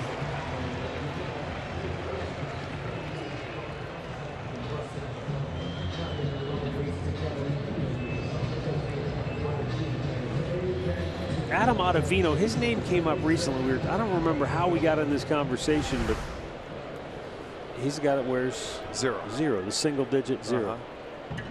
Oh, that's what it was. Michael Martinez, when he pitched, he wore number 1. And we got on that whole thing about guys who pitch with single digits.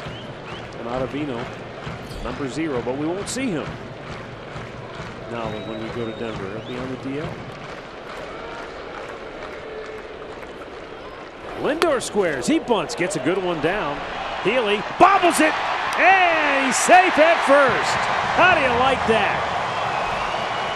Well, it's been the A's defense all year long. They were given an out here, and it'll be a sacrifice and an error, I'm sure, on Healy.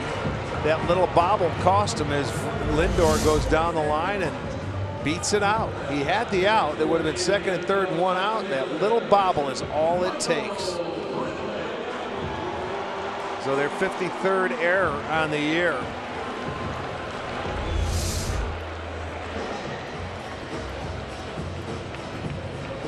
And the bases are loaded. Nobody out. Michael Brantley coming to the plate. Boy, a chance to have a big inning here for the Indians. Just, one single, a walk. A sacrifice in the air has them loaded with nobody out. And Cotton still nobody actually throwing in that A's bullpen, so his job is to try and get it at one of those infielders, and they look like they'll try and cut it off at home if they can. Yeah, they're in.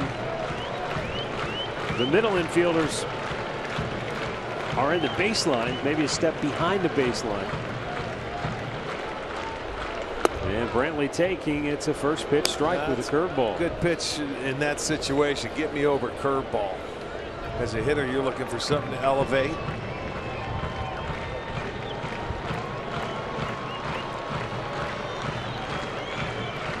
Eric Gonzalez at 3rd, Jason Kipnis at 2nd, Francisco Lindor at 1st. 1-0 Cleveland in the 6th, nobody out. And it's outside 1-1.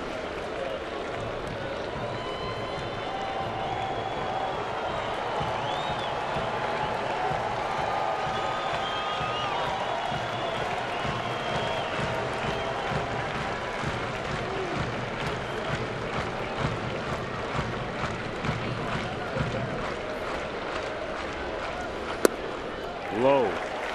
As a team, with the bases loaded, the Indians are hitting .313. With less than 2 out, they've been really good, batting .389. Michael Brantley, for his part, is this his first at bat this year with the bases loaded? It is.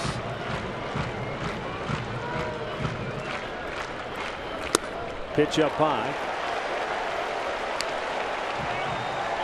He's had, I think he had a bases loaded walk at some point this year, but if Jarrell Cotton doesn't get the ball closer to the strike zone, it'll be another walk because Brantley's as patient as anybody in this situation. 3-1 count. He can zero in on one pitch he's looking for. And the 3-1. It was off the outside corner. He did not go. It's a bases loaded walk and a 2-0 Cleveland lead. Brantley with his 23rd RBI on the year. And the Indians lead is 2-0. I was just thinking, Rick, Michael didn't have a lot of RBIs in the month of May, but here he is the first day of June, and he's got an RBI on the board. He'll take it, too. Didn't have to put it in play to get one. And after the leadoff single, it's been a pair of walks and an error. And really, the Indians today, the first run they scored with Robertson was a gift on a couple of wild pitches. John Axford is up in the Oakland bullpen.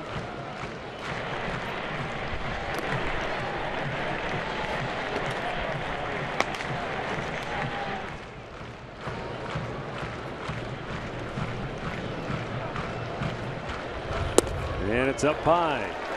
Carlos Santana. Now Santana can be a very patient hitter. Sometimes in bases loaded situations, he's not as patient. Well, let me send along some birthday wishes. Patricia Dillon of Barberton turning 80. Shannon Kish from Kent turning 38. Happy birthday. Gary and Becky Swenson of Columbus, their 49th anniversary they are celebrating. Congratulations to you.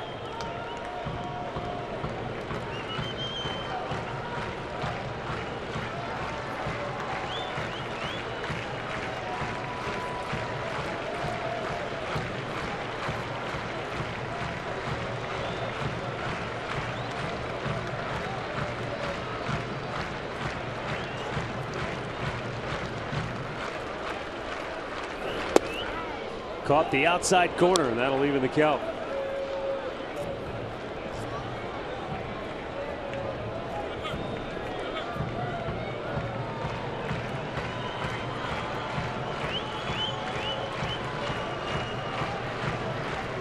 Infield in. They're really in this time.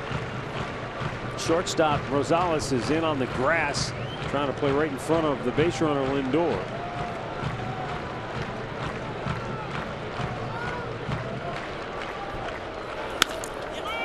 Popped him up. Shallow left. In comes Canna. It drops! And they don't pick up the base runner. Everybody's safe. Incredible. The defensive miscues continue for Oakland. It's 3-0 Cleveland. How could Canna not even see second base? Or somebody not yell to him. Boyd pointed out. I mean, Brantley was a dead duck at second base, and he ought to know that. He's got everything in front of him, but the bases are loaded, and he goes back. And let's see with the infield in. You see Rosales going back. He's like, I don't see it. I can't get it. Well, in comes Canna, and watch. He's no one to throw to, but he holds it. And then by the time he goes to second base, Brantley's in there safely. And boy, are they collapsing in this inning.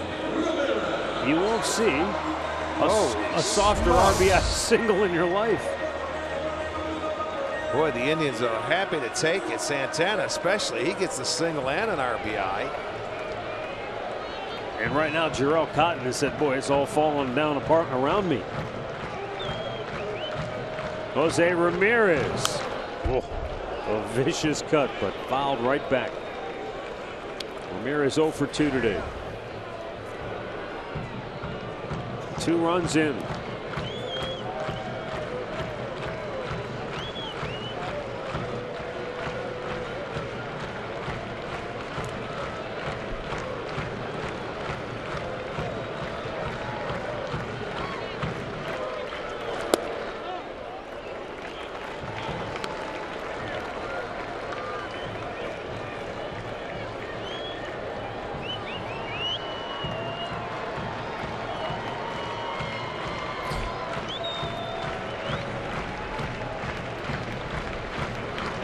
Now the 1-1, and that's low. 2 balls and a strike.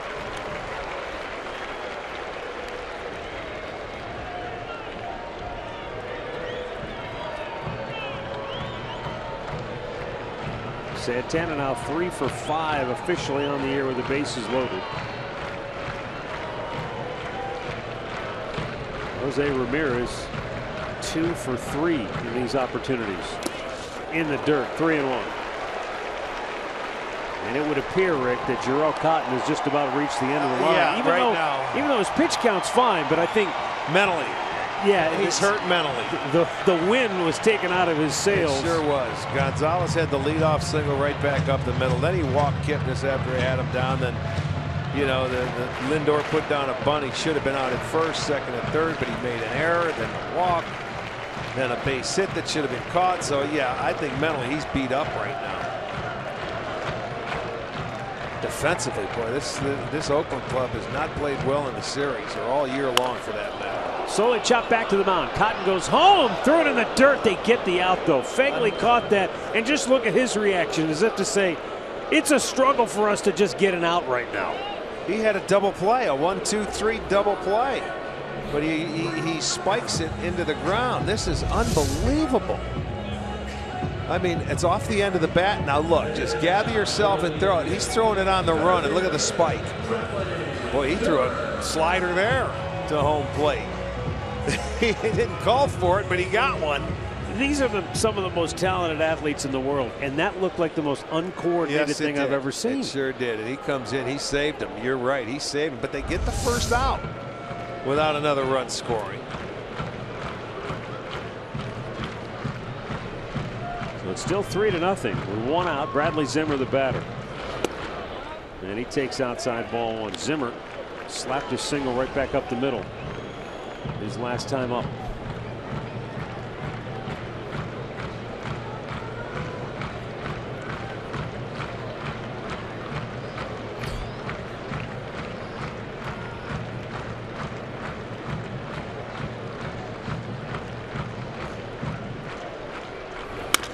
Smashed right at the second baseman. Pender comes home for one. Back to first. Not in time. Indians get a run. Here comes another runner home. Safe at the no. They call him out. Oh my goodness. We could have two challenges on this. I think we've got multiple challenges coming before this is all over. One at first base and then one at home plate, because I think Santana got his hand in. So they're saying, wait a minute. Hold on. Hold everything is right. Now, Tito's going to challenge the call at home. You mean, oh, now if this is overturned, will Melvin go out and challenge at first unless he was flat out safe at first? Oh, he's safe. Okay, he's safe at first, so now they're going to it. It looks like Melvin's not going to challenge. Let's go home. Does a hand get in there? It sure does. Yes, indeed. He's going to be safe on great hustle and another defensive lapse by Oakland again. So they'll get a force. They'll get an out. Yeah, they will have Zimmer. So Brantley was forced, but Santana's going to score once this is overturned. At least that would be. Oh, it has to be. His hand was on the plate. The umpires. No, they're just. They haven't even gone to the replay yet. They must be talking about the play at first base, but he was safe at home plate. Now they're going to go to Melvin and say, do you want to challenge first? You see? You challenge it first. Now they're going to go to challenge that call at first base, and they'll find out he was out. I mean, folks, safe. I'm sorry. Folks, this would be a good time to go to the refrigerator. There's look number one on the one that's going to be challenged first. Safe. He's safe. Clearly safe. And he was called safe. Now the one at home plate, to follow that, does Santana get the hand on the plate before the tag is made? We think yes. So that'll come after the first one if the call stands at first. What an inning this has been. This has been, well, it's been a good inning for the Indians and a really ugly inning for the A's. This was a 1-0 ball game coming into the 6th inning here.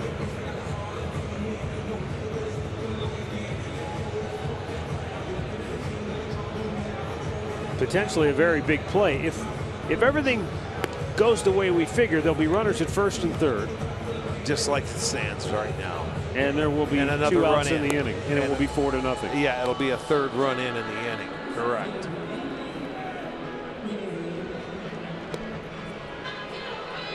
Cotton's still out there throwing, getting loose while they're waiting. And then he may have another while to wait after this first call. We're thinking it's going to stand.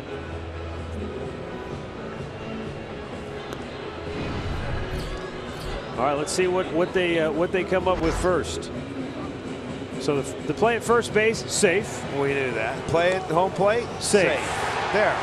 All right, they did both at once. Okay. So first and third, 2 down. It's now 4-0 Cleveland. So in essence, great job by Carlos of continuing. He ran home when Alonso wanted to look at the umpire and argue and didn't realize that Santana was rounding the base and heading home. So it is a 4-0 ball game. There are 2 outs, and there's guys at first and third. And Jarrell Cotton is going, what just happened here? He was pitching a dandy. He had given up 2 hits, only 1 run. A leadoff single, a walk, and then things went awry. Here's Daniel Robertson. Robertson doubled and scored the first run of this game in the 3rd inning, and that was dubious. He had a double. Then there was a cross up between Cotton and the catcher. Ball went to the backstop. Robertson went to third. Then a wild pitch allowed Robertson to score from third base. And it gets away from Fegley. Down to second goes Zimmer.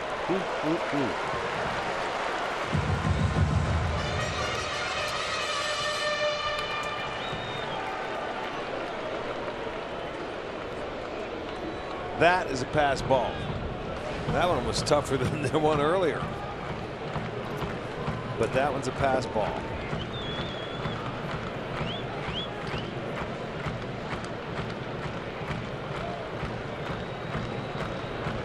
The sprinklers are on in the outfield. As if it couldn't get any worse for Oakland's defenders. They're trying to cool them off. Trying to hose them down. We saw this in Goodyear on our very first game in spring training. Beautiful. Must be scheduled for a 4 or a 7. They weren't used to the noon. Bob doesn't see the humor. No, I don't blame him. There they go. Where's Andre? Is he the one turning those on?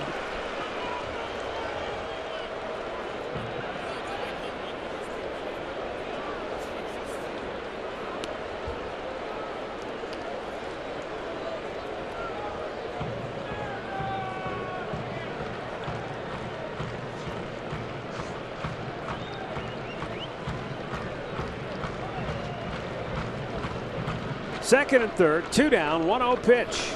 Robertson takes it inside.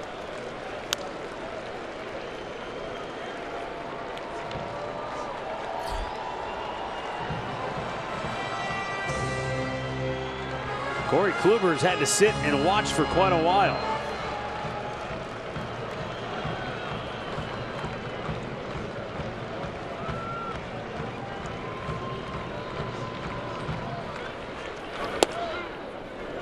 And there's a called strike.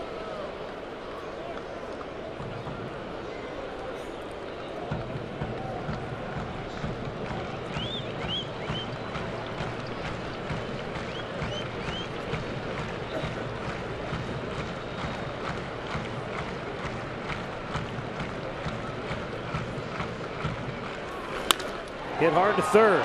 Healy bobbles it, can't find it. Another run scores. And the carousel continues for the Oakland defense. A 4-run 6th for Cleveland. And that will be it for Jarrell Cotton. His manager will go to the bullpen. Bob Melvin says, I've seen enough. I can't replace all of the defenders in the field, so I'll change pitchers. Wow, this has been an inning that you want to burn. You certainly don't want to show anybody this inning. That's for sure. Cleveland Clinic call to the bullpen has been made. Is it John Axford? The former Indian is coming on when we come back.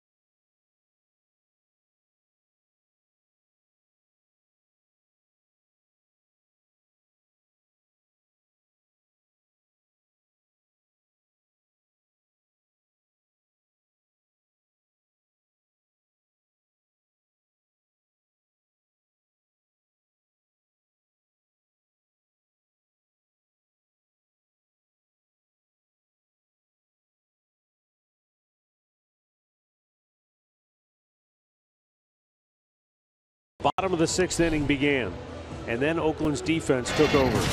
Oh boy, this is one inning right there. A sacrifice bunt. That you get the sacrifice. That little bobble cost him an out there. That's an error.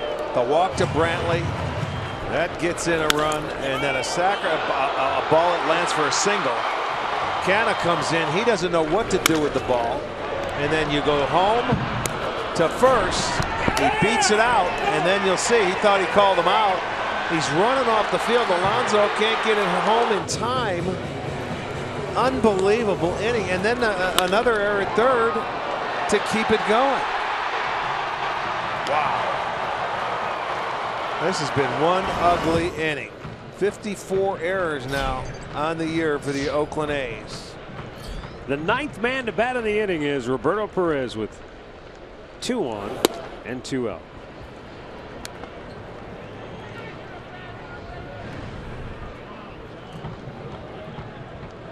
John Axford making just his 5th appearance.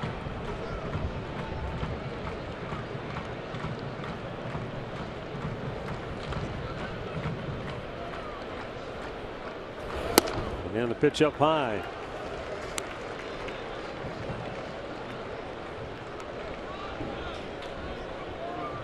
Axford pitched in 68 games last year with Oakland.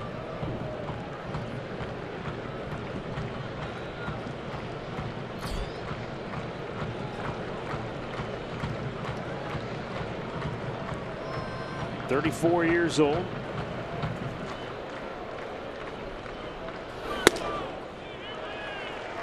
Back in 2014 with the Indians, he had 10 saves and 49 appearances.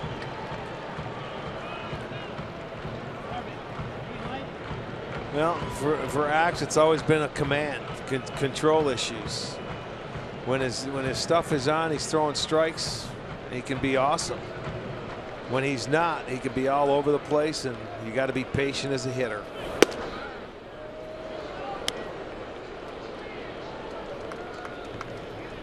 Pitched for 6 different teams in his first 8 big league seasons.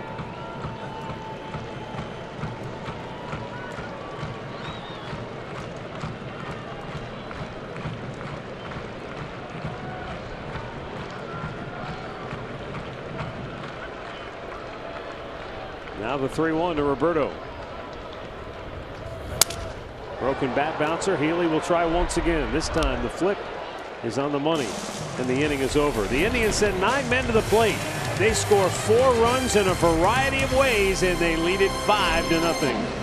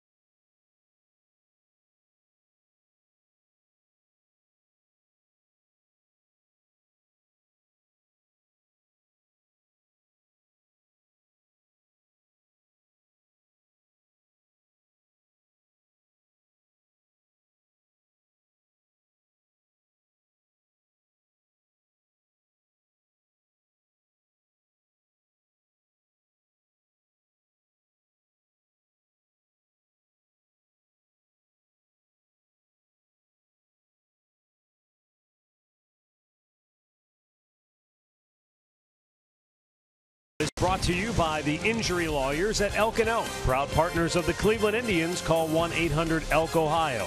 And by the stylish 2017 Kia Optima.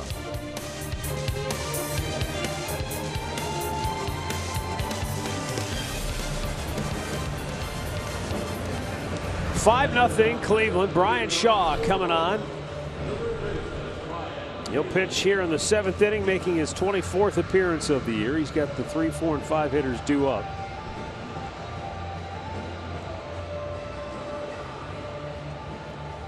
The story, though, is how well Corey Kluber pitched today in his first start coming back from the DL. Kluber went 6 shutout innings, allowed just 2 hits, struck out 10, and out of his 76 pitches he made, 50 were strikes. Yeah, he was it's like he never missed a beat. Yeah. Brian Shaw misses up high, ball 1.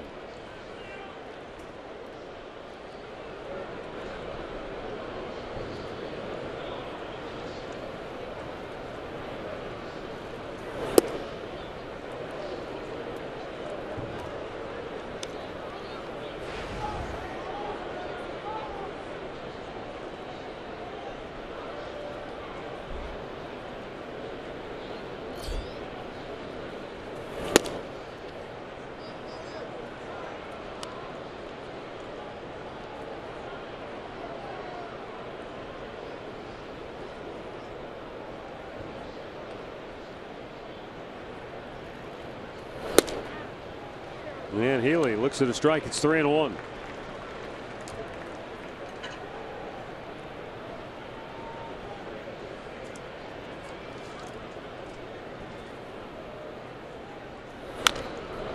Chopped up the first baseline. It trickles foul and a full count.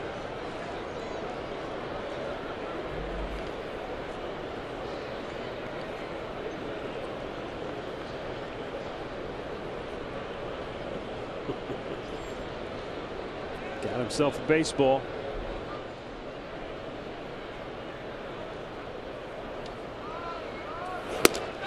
Strike 3 called. Ryan Healy punched out by Tom Hallion. Brian Shaw registers the strikeout. That's 11 for Indians pitching here today. Well, that's the loudest I've heard Tom Hallion all day. Cutter away. He gets the call. Healy thought it might have been up and away, but not to Tom Hallion. He rings him up. Another strikeout for Indians pitching.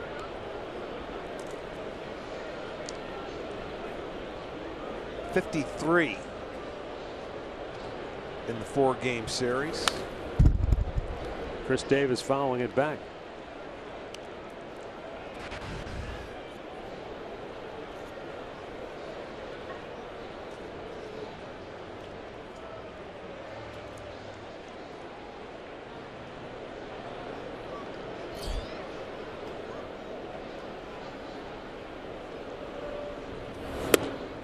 And Davis, good pitch, tied him up. Yep, couldn't catch up to that heat. It's 0-2.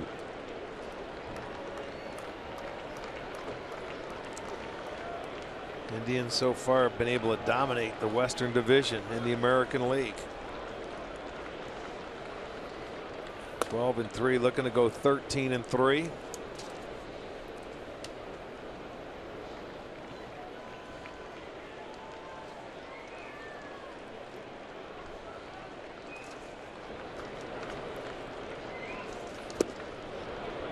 Low and away, 2-2.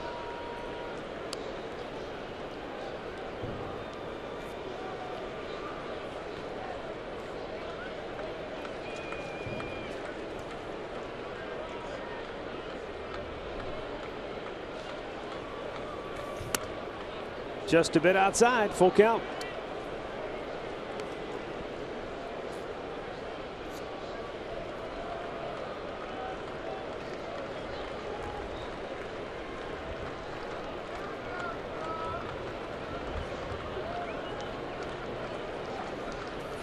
Struck him out.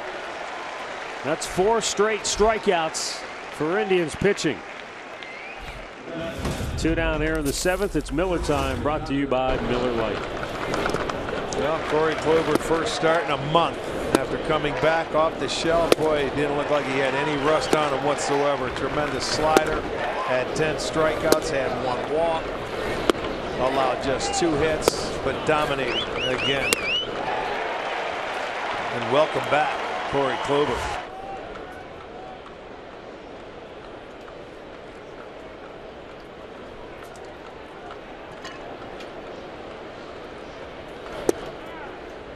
That could be a tremendous shot in the arm for this ball club to get him back, teamed with Carlos Carrasco at the top of the rotation. Yeah.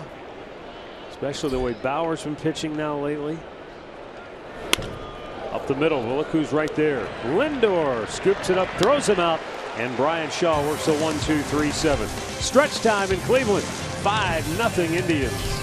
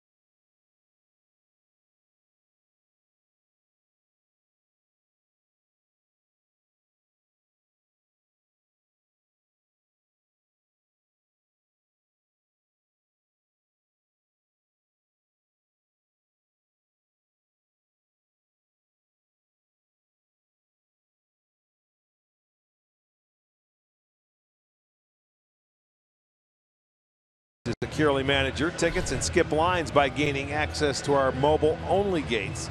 Plus, you'll unlock special offers from our partner KeyBank and more. Visit Indians.com for more info.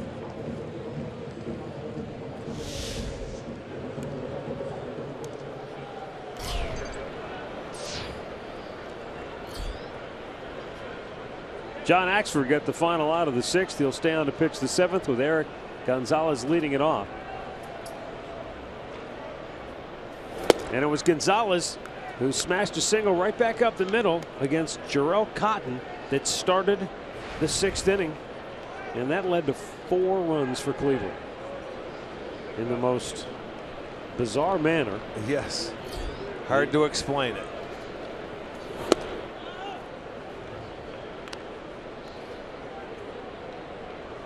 Yeah, and if you were an Oakland fan, you certainly don't want to see it.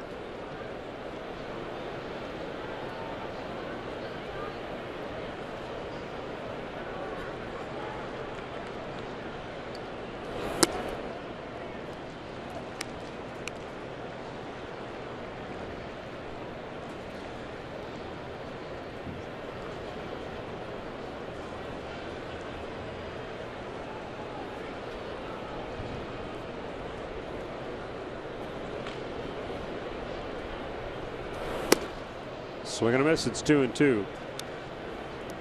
So by my count today, after the official score just changed a wild pitch back in the 3rd inning to a pass ball, you've got 2 pass balls, 1 wild pitch, 2 errors, a pop up in left field that should have been caught, and then a failure to recognize which base to throw to that cost them dearly. Your first baseman forgot. He didn't forget how many outs there were. He thought the umpire called him out when he actually called him safe. And as he's running off the field, that cost him another run when Santana slid home safely. Yes, yes, indeed. This could be a totally different ball game instead of 5-0 if it was played cleanly by the A's.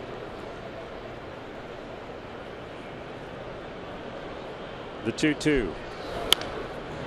Slowly hit between first and second. Alonso, long throw. Axford. He didn't beat him.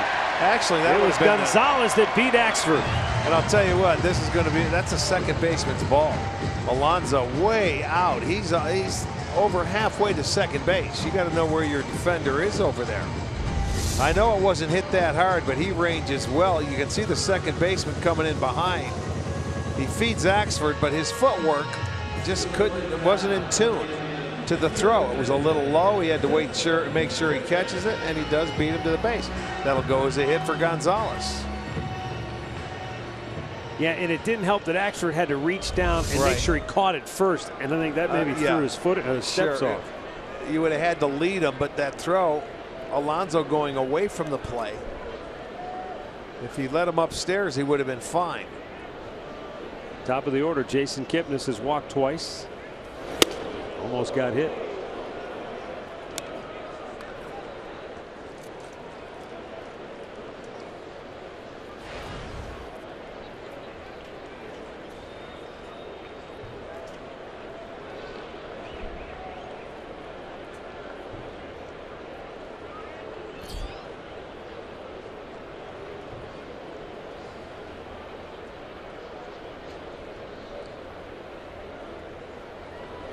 Sometimes in baseball, defensive miscues have more of a cumulative effect, or maybe it's an error that maybe doesn't cost you, but your pitcher has to make 10, 15, 20 more pitches to get through the inning, and it shows up somewhere down the road. Today, they came in big bunches, and it was like an avalanche. Well, anytime you're not scoring well, you know, you're not consistent. They haven't been able to put a lot of runs if they're not hitting the home run ball, and they were shut down today by Kluber. You certainly cannot give any extra outs. Jarrell Cotton was throwing the ball very well, and I mean, he was matching Kluber really pitch for pitch, but the Indians ended up putting some runs on the board with the help of the defense.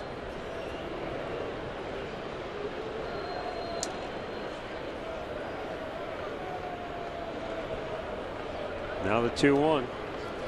Axford misses inside, and because of that earlier scoring decision that changed that wild pitch to a fast ball, that means only one of the 5 runs Cotton allowed today were earned. That's about right. Yeah. The way watching it, that's probably the way it should have been. 1 out of the 5 should have been earned.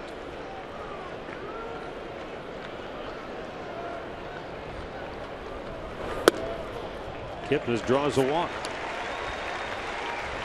And the first 2 reach. Here in the 7th.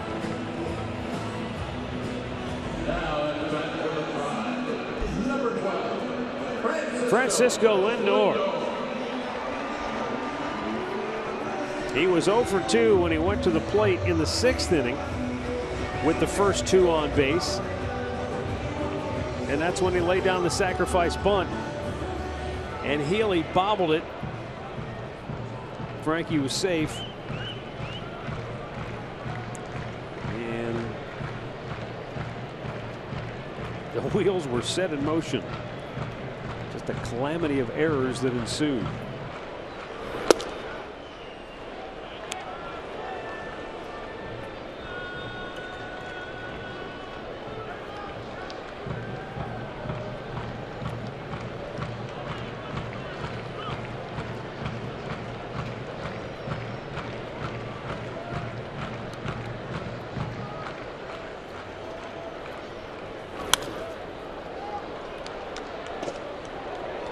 Two quick strikes.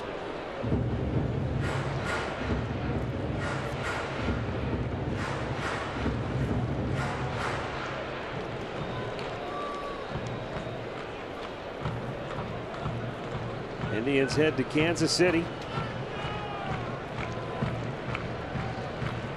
to open up a weekend series against the Royals tomorrow night. Lindor line drive, base hit left field. Gonzalez going to be waved around. The throw is cut off, and the Indians lead is 6-0. Lindor with his 26th run batted in on the year.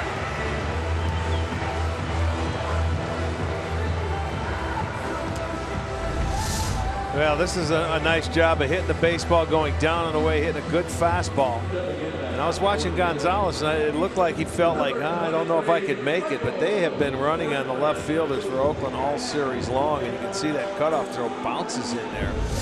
That wasn't going to be close. So Lindor with the RBI single gives him 26 on the year, makes it a 6-0 ball game. Still nobody out here in the bottom half of the 7th. Still nobody out. Michael Brantley.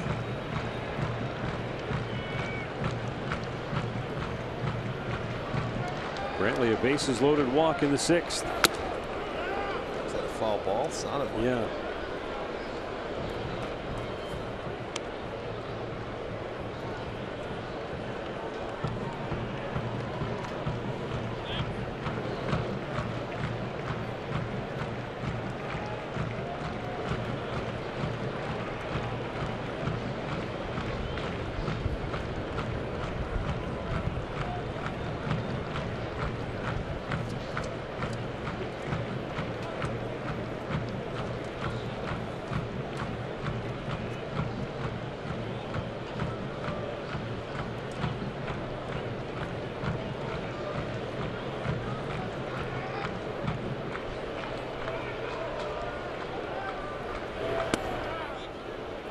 Breaking ball in for a strike, and he gets ahead of him 0-2. Well, this game was just flying along the way the two guys it had a nice were pitching. Rhythm, a nice flow to it until that bottom half of the 6th.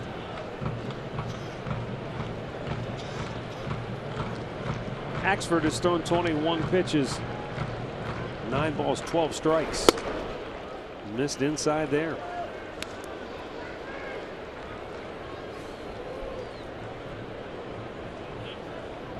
Josh Smith now up in the Oakland pen.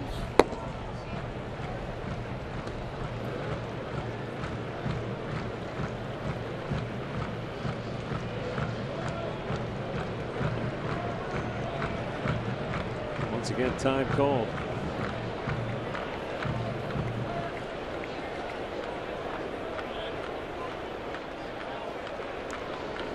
A beautiful Thursday afternoon here at the ballpark. The Indians up 6-0. And Brantley singles into left, and it goes by Canna. Kipnis scores, Lindor scores, Brantley all the way to 3rd.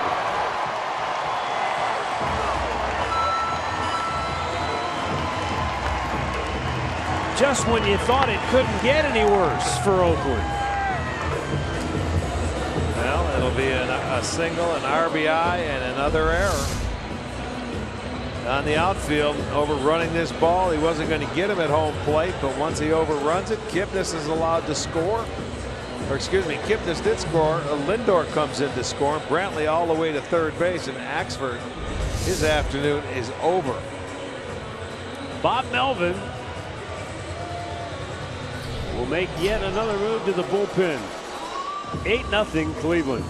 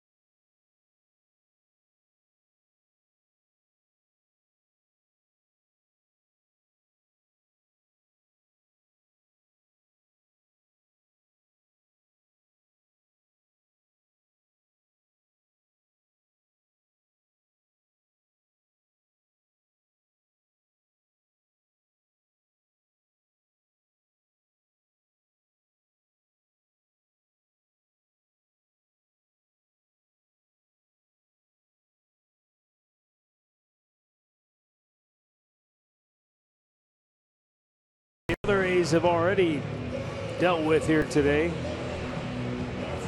A routine play that has turned this game into a rout now. 8-0 Cleveland. Josh Smith, the latest pitcher to work for Oakland. Carlos Santana will be the batter with Michael Brantley at third base. 3 errors in the last inning and a third. Not even a third. And 6. They don't even have an out yet in this inning. Yeah, 6 errors in the series.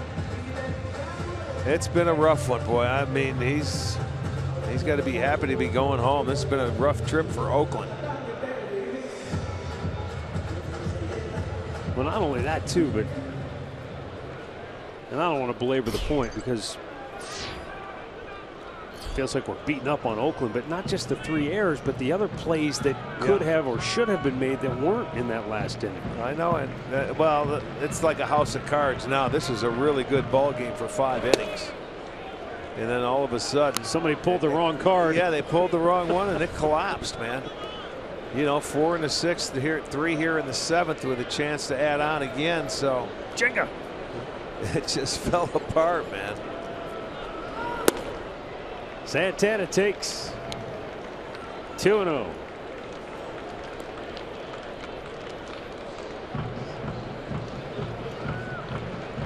And if you're out there on that defense, it's not a fun thing because, you know, you get one hit to you and it's almost, oh my goodness, here we go. Popped him up. He's going to try it again. Left fielder Canna makes the catch, tagging up, not coming home is Brantley. Well, that time he played it right. Santana, the problem, he hit it too hard this time. He hit it shallow last time. We've said this before. Defensively, as a fielder, when things go sideways the way they have, you can go into a slump as a defender. Yes, can't you? no question about it. You know, because it gets into your mind, and then you start worrying about it. Now yes, a stage of panic sets in. You don't want the ball hit to you. When you're going good, you want everything at you. Let's go. I'm ready. But it looks like as a team, collectively, they're a little shaky. The catchers, the outfielders, what do the outfielders have? 12 errors. The catchers have 10. And the pitchers as well.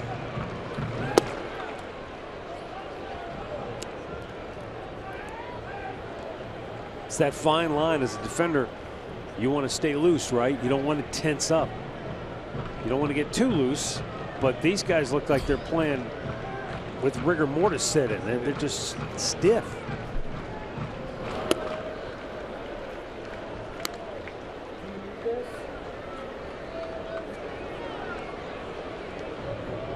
Two balls and a strike. Jose Ramirez 0 for 3. Well, here today. Again, it's one of these games where they're on the last game of a trip before they have to head home, and that happens. You see a lot of teams, man, that I don't know if the concentration level fails, but it's just a tough game when you're ending a long trip and heading home. Well, you just hit on it. It's a tough game when you're totally focused and you're in the moment. Imagine if your mind starts to wander. Just a little drifting. What am I going to do tomorrow when I get home? Or what do I have to do tomorrow? What's on the docket? And all of a sudden, the ball's hit at you. Yeah, it could certainly sink in.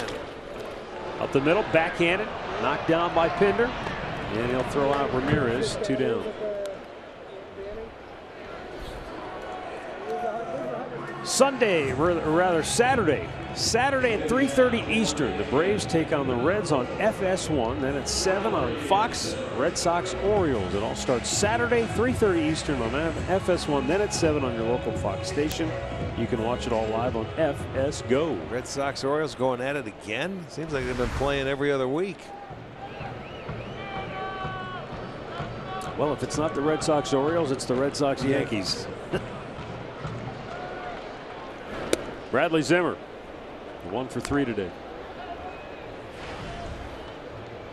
By the way, over in the National League, the Chicago Cubs began the day with a 6-game losing streak. 2 games under 500 in the NL Central. Yeah, they had a road trip where they didn't win a game. They lost to the Padres yesterday 2-1. Are they off today? I believe they are. Yeah. Light schedule in the National League. Yeah, they didn't win a game on that road trip, so they want to take it home and regroup.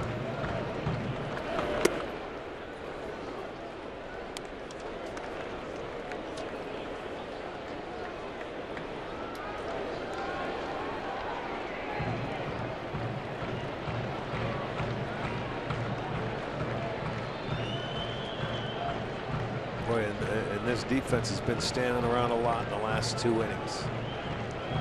The 2-1. Zimmer fouled it off his foot.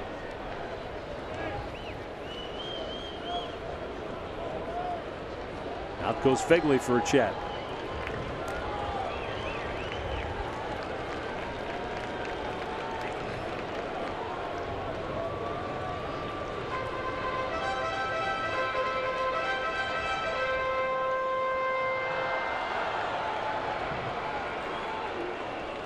Yeah, the Cubs, you know how Joe Madden has those themes on the road trip? They dressed up like Anchorman.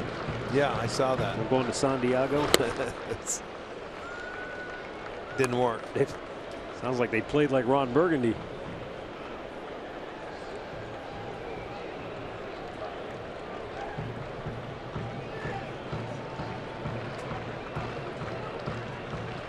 The 3-2, and Zimmer takes a called third to end the inning. 3 more for the Tribe. 8-0 Cleveland.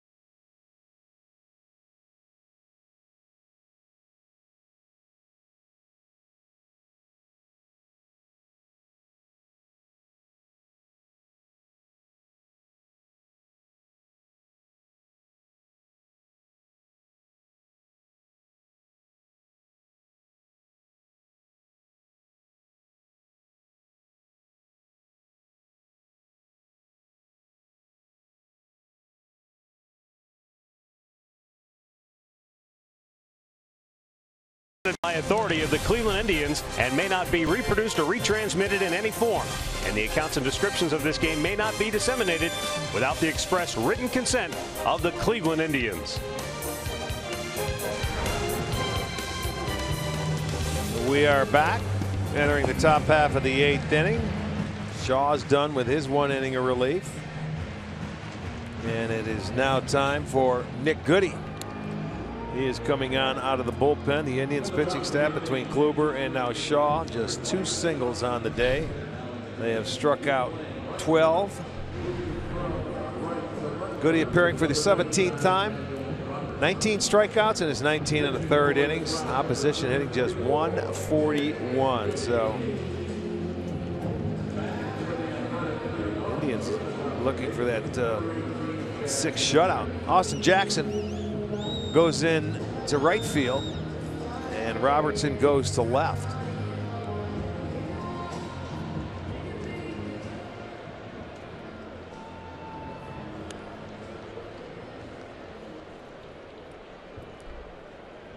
Chad Pinder will lead off for Oakland. 0 for 2 this afternoon.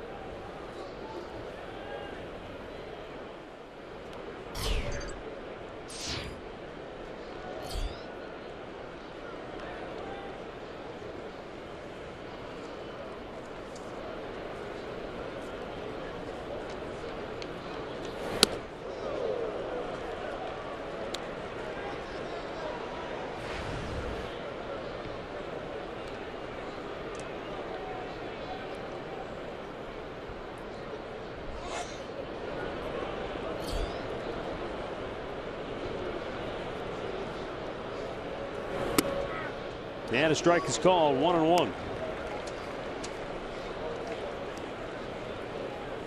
Goody last appeared 2 days ago against the A's. He went an inning, gave up a hit, and had a couple of strikeouts.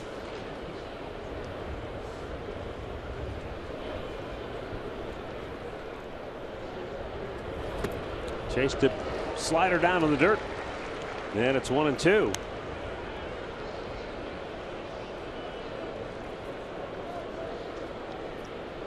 Goody in his last 14 innings of work has given up 7 hits and has struck out 13 batters. 4th best batting average against among relievers. A little bit outside. And what a year he's had, huh? This guy, you never even expected him to be around, and boy, he stepped in and he's been great right from the start of the season. Anytime Tito has called his number, he has been ready to go.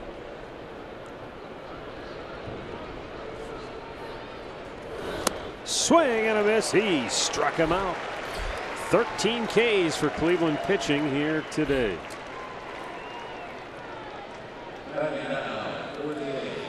Well, you gave the new defensive alignment with Daniel Robertson going to left and Austin Jackson in the game in right field, but the guy in center field has been there all day long, Bradley Zimmer.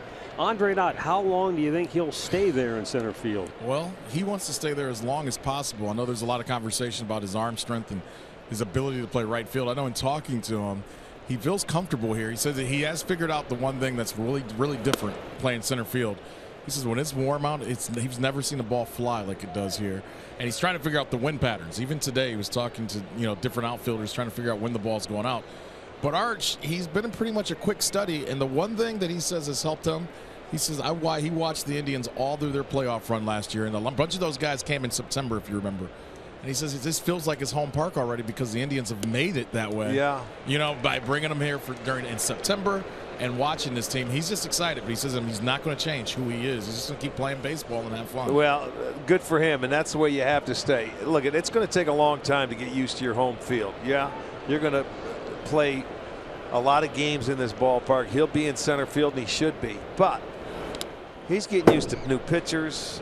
Everything is new up here for him. It's going to take a little while longer. He goes on the road. That's the first trip. We go to Kansas City. He's going to see a very spacious outfield over there.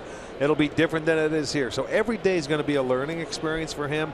And Tito wants him to just keep playing, enjoy it, have fun, but play your hardest. And you'll learn. You'll learn the right way. You have to make mistakes before you can learn. Well, you talk about Kansas City. What about Colorado? Well, we've only been there in 2008, but it's the balls that land in front of you more so. Right. Everybody thinks it's a home run ball in Colorado.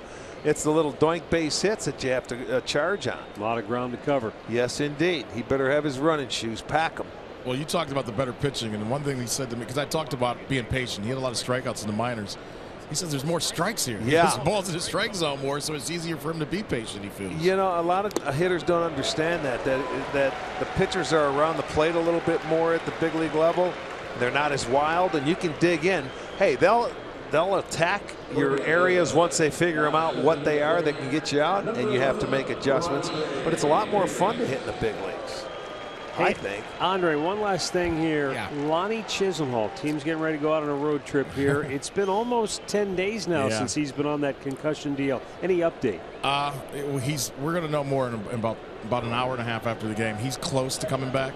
He made the joke to a couple people yesterday in the clubhouse. He doesn't know anything. He's waiting for me to tweet something out. I told him as soon as I know, I'll tweet and let him know. Well, why don't you tweet out he's ready to go?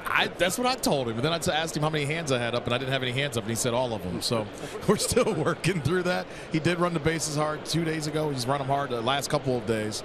He's done some swinging back in the back. I would say, Matt, that you'd see him sometime during this trip, and that's my guess at this point in time. We'll have to see, though, in the next, like I said, we'll know in the next hour or so what exactly is going to happen. Boy, in the meantime, while we've been discussing the center field position and Lonnie's imminent return, Nick Goody has been, I don't want to call him a surprise because he's done this since day one, but nobody saw this coming necessarily. You focus on the big guys at the back end of the bullpen, Miller, Shaw, Allen, etc. This guy has been dynamite. Lights out. That slider has been a pitch that just is unhittable at times. And I know Tito at first said earlier in the spring they would use him against certain guys, you know, because that slider matches up. As he goes along, they're like, he can get this, he gets his slider by anybody. Why take him out of it? I thought you were going to mention who was warming up in the bullpen behind him, because that kind of plays into it as well. Danny Salazar is getting ready out in the bullpen. And Tito said a couple days ago, he goes, the perfect situation to get Danny started in the bullpen will be a 10-0 game. Well, it's 8-0. I don't think you're getting any closer. Well, they have a chance to score 2 in the bottom half of the inning. There you go. There you go. That would be perfect. Well, that would be perfect. 10-0.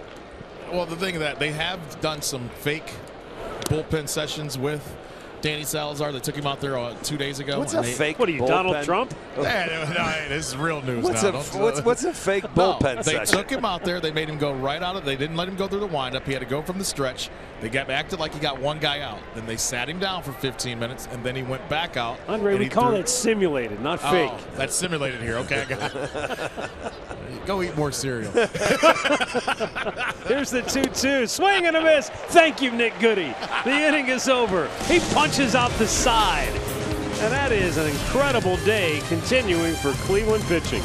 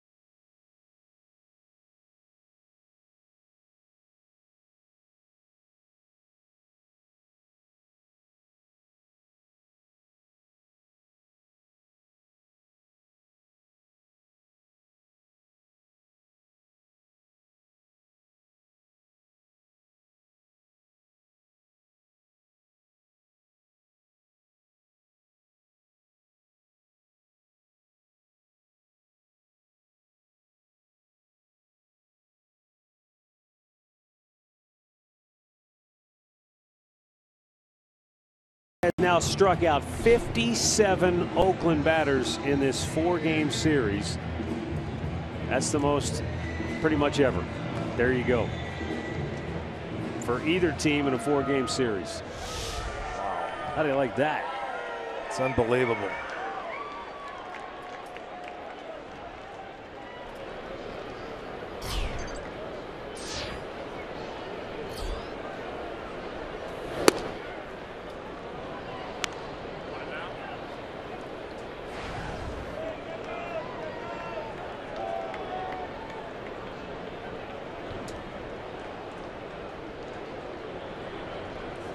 Daniel Robertson swings and pops it up. Joyce, the right fielder, calling for it. 1 down. Well, defensively, it's been a day to really forget for Oakland. That's a pass ball and a cross-up. Yeah, that was a cross-up, not his fault. Sacrifice there. He bobbled it. He ended up becoming safe. There's a play there. It falls in. And another mistake, running off the field, not knowing how many outs, or thinking it was an out. Another play at third. That's one they certainly do not want to look at. This one, I guarantee they're going to burn everything they can. They won't look at this again ever. They might not take these uniforms home with them. They're going to forget about it. Believe me. You know, and it's one ugly game, and you know what? They're going to have to forget about it. They're going to head home and. All right, boys, let's go. They play much better at home than they do on the road. That's for sure. Oakland 15-10 record at home. They're looking to go 8-20 now on the road. So they've got to make up a lot of ground when they get home.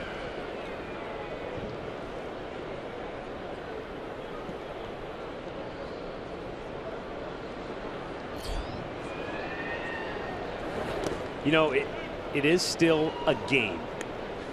These guys get paid a lot of money, and it is a professional business, but it is still a game, and days like this happen. And I'm sure there will be a time where Bob Melvin and some of these guys will sit back and they'll laugh at how bad today was. But right now, we've both been around along. You played, you were there, you were in those dugouts. The burn that is under that man's collar right now is second to none. That's because he's a professional. He wants to hold his guys accountable. He you know, probably feels embarrassed by the way that they played out here today. But again, everybody has a day like this where you just can't wait to get off the field and forget about it. Now think about it. This was a heck of a ball game for 5 straight innings. It was a 1-0 game. Yeah. And then all of a sudden something happened. It just kicked in, and then, you know, it just slanted in Cleveland's direction. But it was a big reason is because of the defense and the plays that were not made. And now you see why that they are the worst fielding team in baseball. 55 errors on the year. Any extra outs you give teams, they take advantage of. Good teams take advantage of it.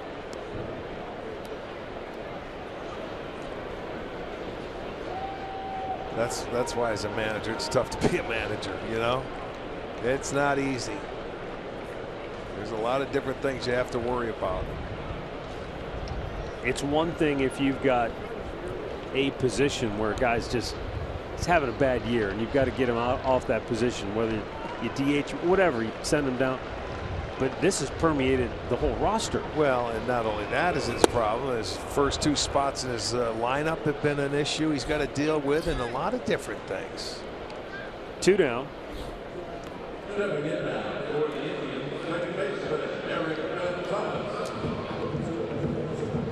It's going to bring up Eric Gonzalez. Feel good for this young man. You wait around, you look for those opportunities to play. They're few and far between on this ball club. It's only the 6th game he's played in. He had 10 at bats before today, and he's gone 2 for 3, 2 singles, 2 runs scored.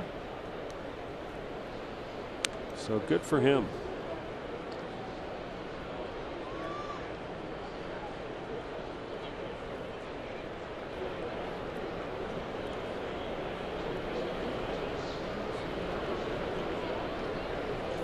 He's a young man that we haven't, as I said, had a lot of opportunities to watch him play. But Arch and I have seen him play a lot in spring training. When you watch him field, just in infielding drills, boy, he's smooth. Yeah, he looks like he's an excellent defender. They've got some good defenders already on this club, but he's right there with them defensively.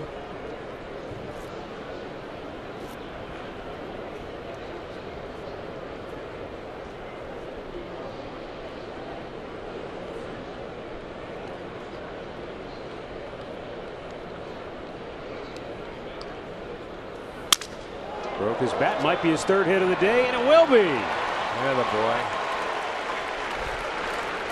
Take advantage. So good afternoon for Eric Gonzalez. Storylines revisited courtesy of Mazda. What a return by Corey Kluber. 6 innings, 10 strikeouts, the 26th of his career in his first start off the DL. And the Indians, they had a difficult time solving Jarrell Cotton. First 2 times through the lineup, he gave up 2 hits and 1 run. And then the 6th inning, the roof fell in on him. Not so much because of him, but because of the defense surrounding him. He did, though, walk 2 in that inning, so he had his hand in it as well. Yes. But they didn't get on his fastball. He threw a lot of off-speed pitches today between the slider, curveball, changeup. Kipnis blooping one left field near the line. That's going to drop. And Eric Gonzalez will go to third. Kipnis will hustle into second base with a double. Second and third, 2 down.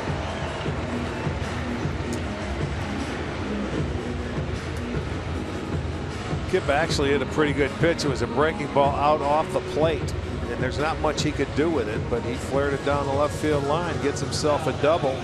He walked 3 times today, so he's 1 for 2.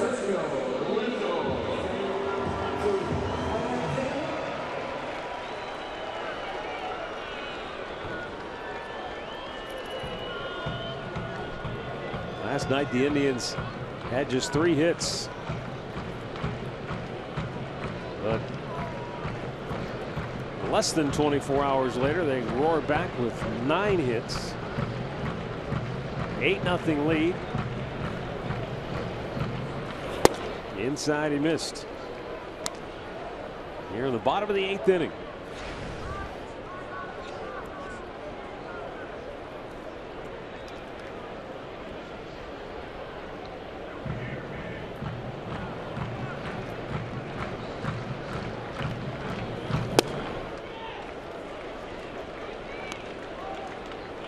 Milwaukee leads the Mets 2-0 in the 6th in New York.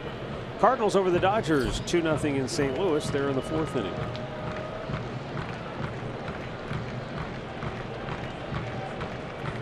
Everything else coming up later on. 2-0 pitch. Lindor takes a strike call.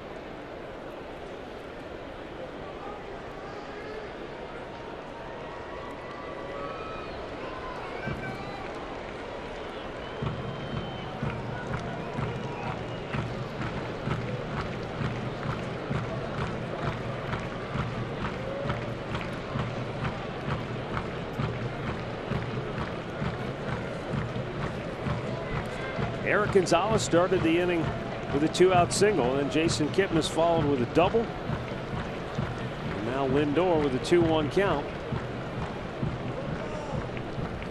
And Josh Smith and Josh Phegley can't get on the same page.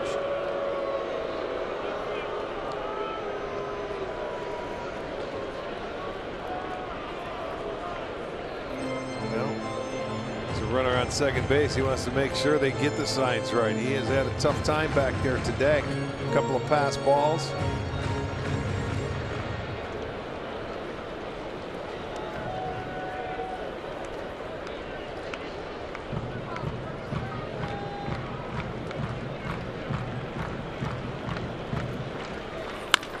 High fly ball, shallow right field. Out goes Pinder. In comes Joyce. Joyce says, "Get out of my way." He makes the catch. Indians strand a pair. We go to the 9th. 8-0 Cleveland.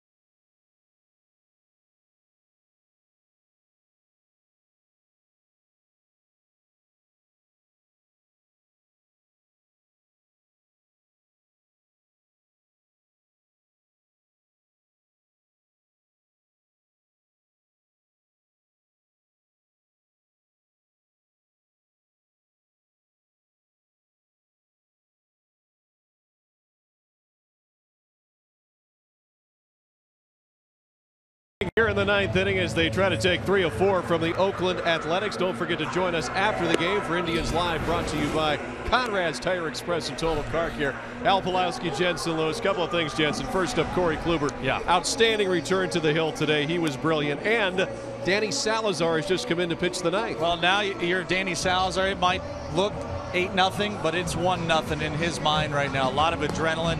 It's a key outing for him. You want to have a clean outing, number one, but I think a step in the right direction. Have that bullpen mentality and be ready to go from pitch number 1. All right, we'll talk about it on Indians Live coming up in just a little bit after this one. Back upstairs we go. Here are Matt and Rick. All right, thanks, guys. Danny Salazar on to pitch here in the ninth. He's got Adam Rosales, Matt Joyce, and Mark Canha due up. Salazar trying to get back on track, working out of the bullpen now. And a fastball overpowers Rosales. Rosales 1 for 2. Singled in the 6th. And he tomahawks it into left field for a base hit.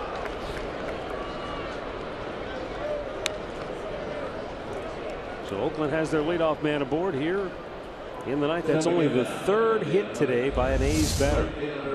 Yeah, they want fastball down, and again, it's elevated. That fastball comes upstairs. You see where the target for Perez was, down and away.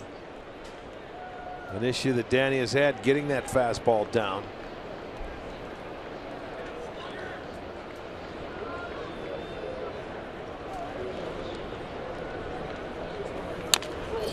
Slowly chopped up the first base line. It stays fair. Santana steps on the bag. 1 down. Rosales moves to second. We're talking about a ball hugging the chalk. Right up the line it went. Now batting for Oakland, number 20, Mark Canha is 0 for 3. Has struck out all 3 times today.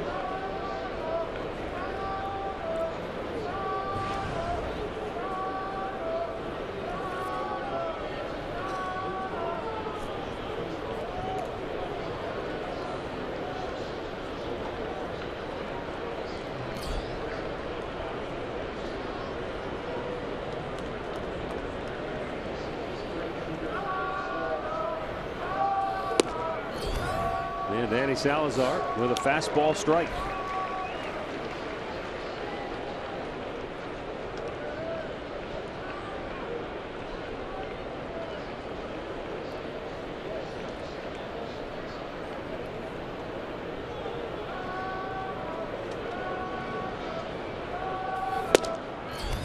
Another good fastball gets ahead of him 0-2.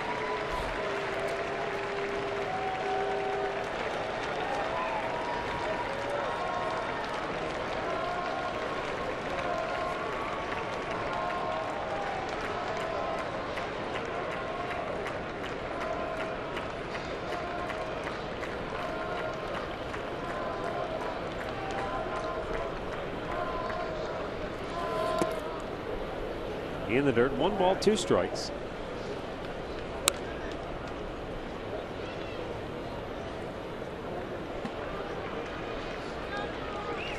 Indians looking for that 6th shutout of the year.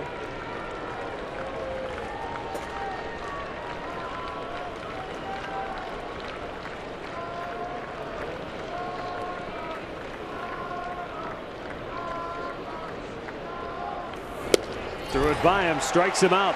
2 down. That was a well-located fastball. Watch where this one ends up. Bang. Yeah, right on the outside edge. Beautiful. Had a little comeback to it. Oakland down to their last out.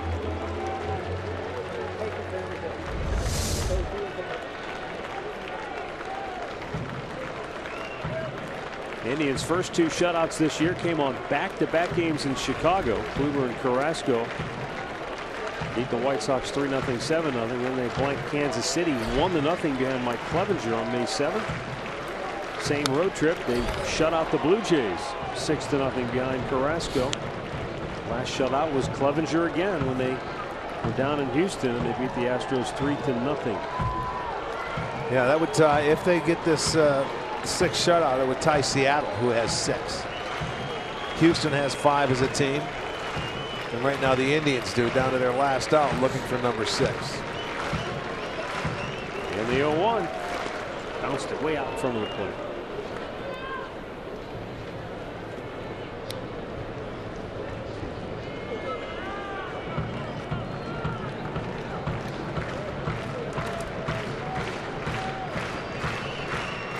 We will be with you tomorrow night, 8 o'clock Eastern time from Kansas City.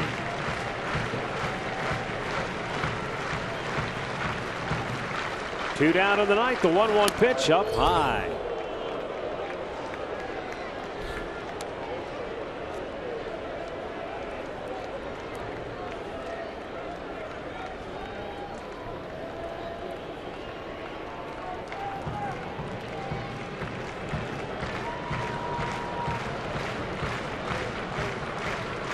Now the 2-1. Swing and a miss to even the count.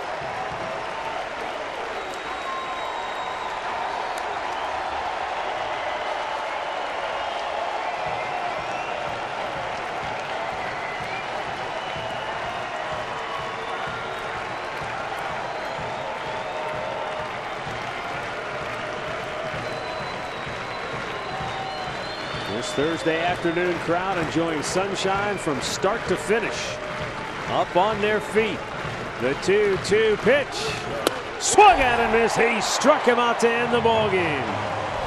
The Indians, with their 6th shutout of the season, blanked the Oakland A's by a final score of 8-0. Corey Kluber triumphant in his return to the starting rotation with 6 2-hit shutout innings in which he struck out 10 batters. Indians equal their high water mark once again as they go to 28-24 on the year. Oakland leaves town 23-30. Indians take the series. They've won 4 of their last 5, 8 of their last 13. So really, combined with the great start from Kluber and the offense taking advantage of the porous Oakland defense, good way to finish up the homestand. Yeah, you finish 3 out of 4. Those are always tough series to win, but the Indians did it in fine fashion. How about the 59 strikeouts in the series? Is that something else? I mean, they had a lot of swings and misses, and they, will embark on a short 5-game road trip before heading home. So a good way to end it, Matt. And you know what? The starting pitchers, their 6th shutout, that last time through the rotation has been very good. Something to look forward to on the road. Yeah, maybe they're starting to put it all together. 8-0 is the final. We'll be back with a final thought right after this.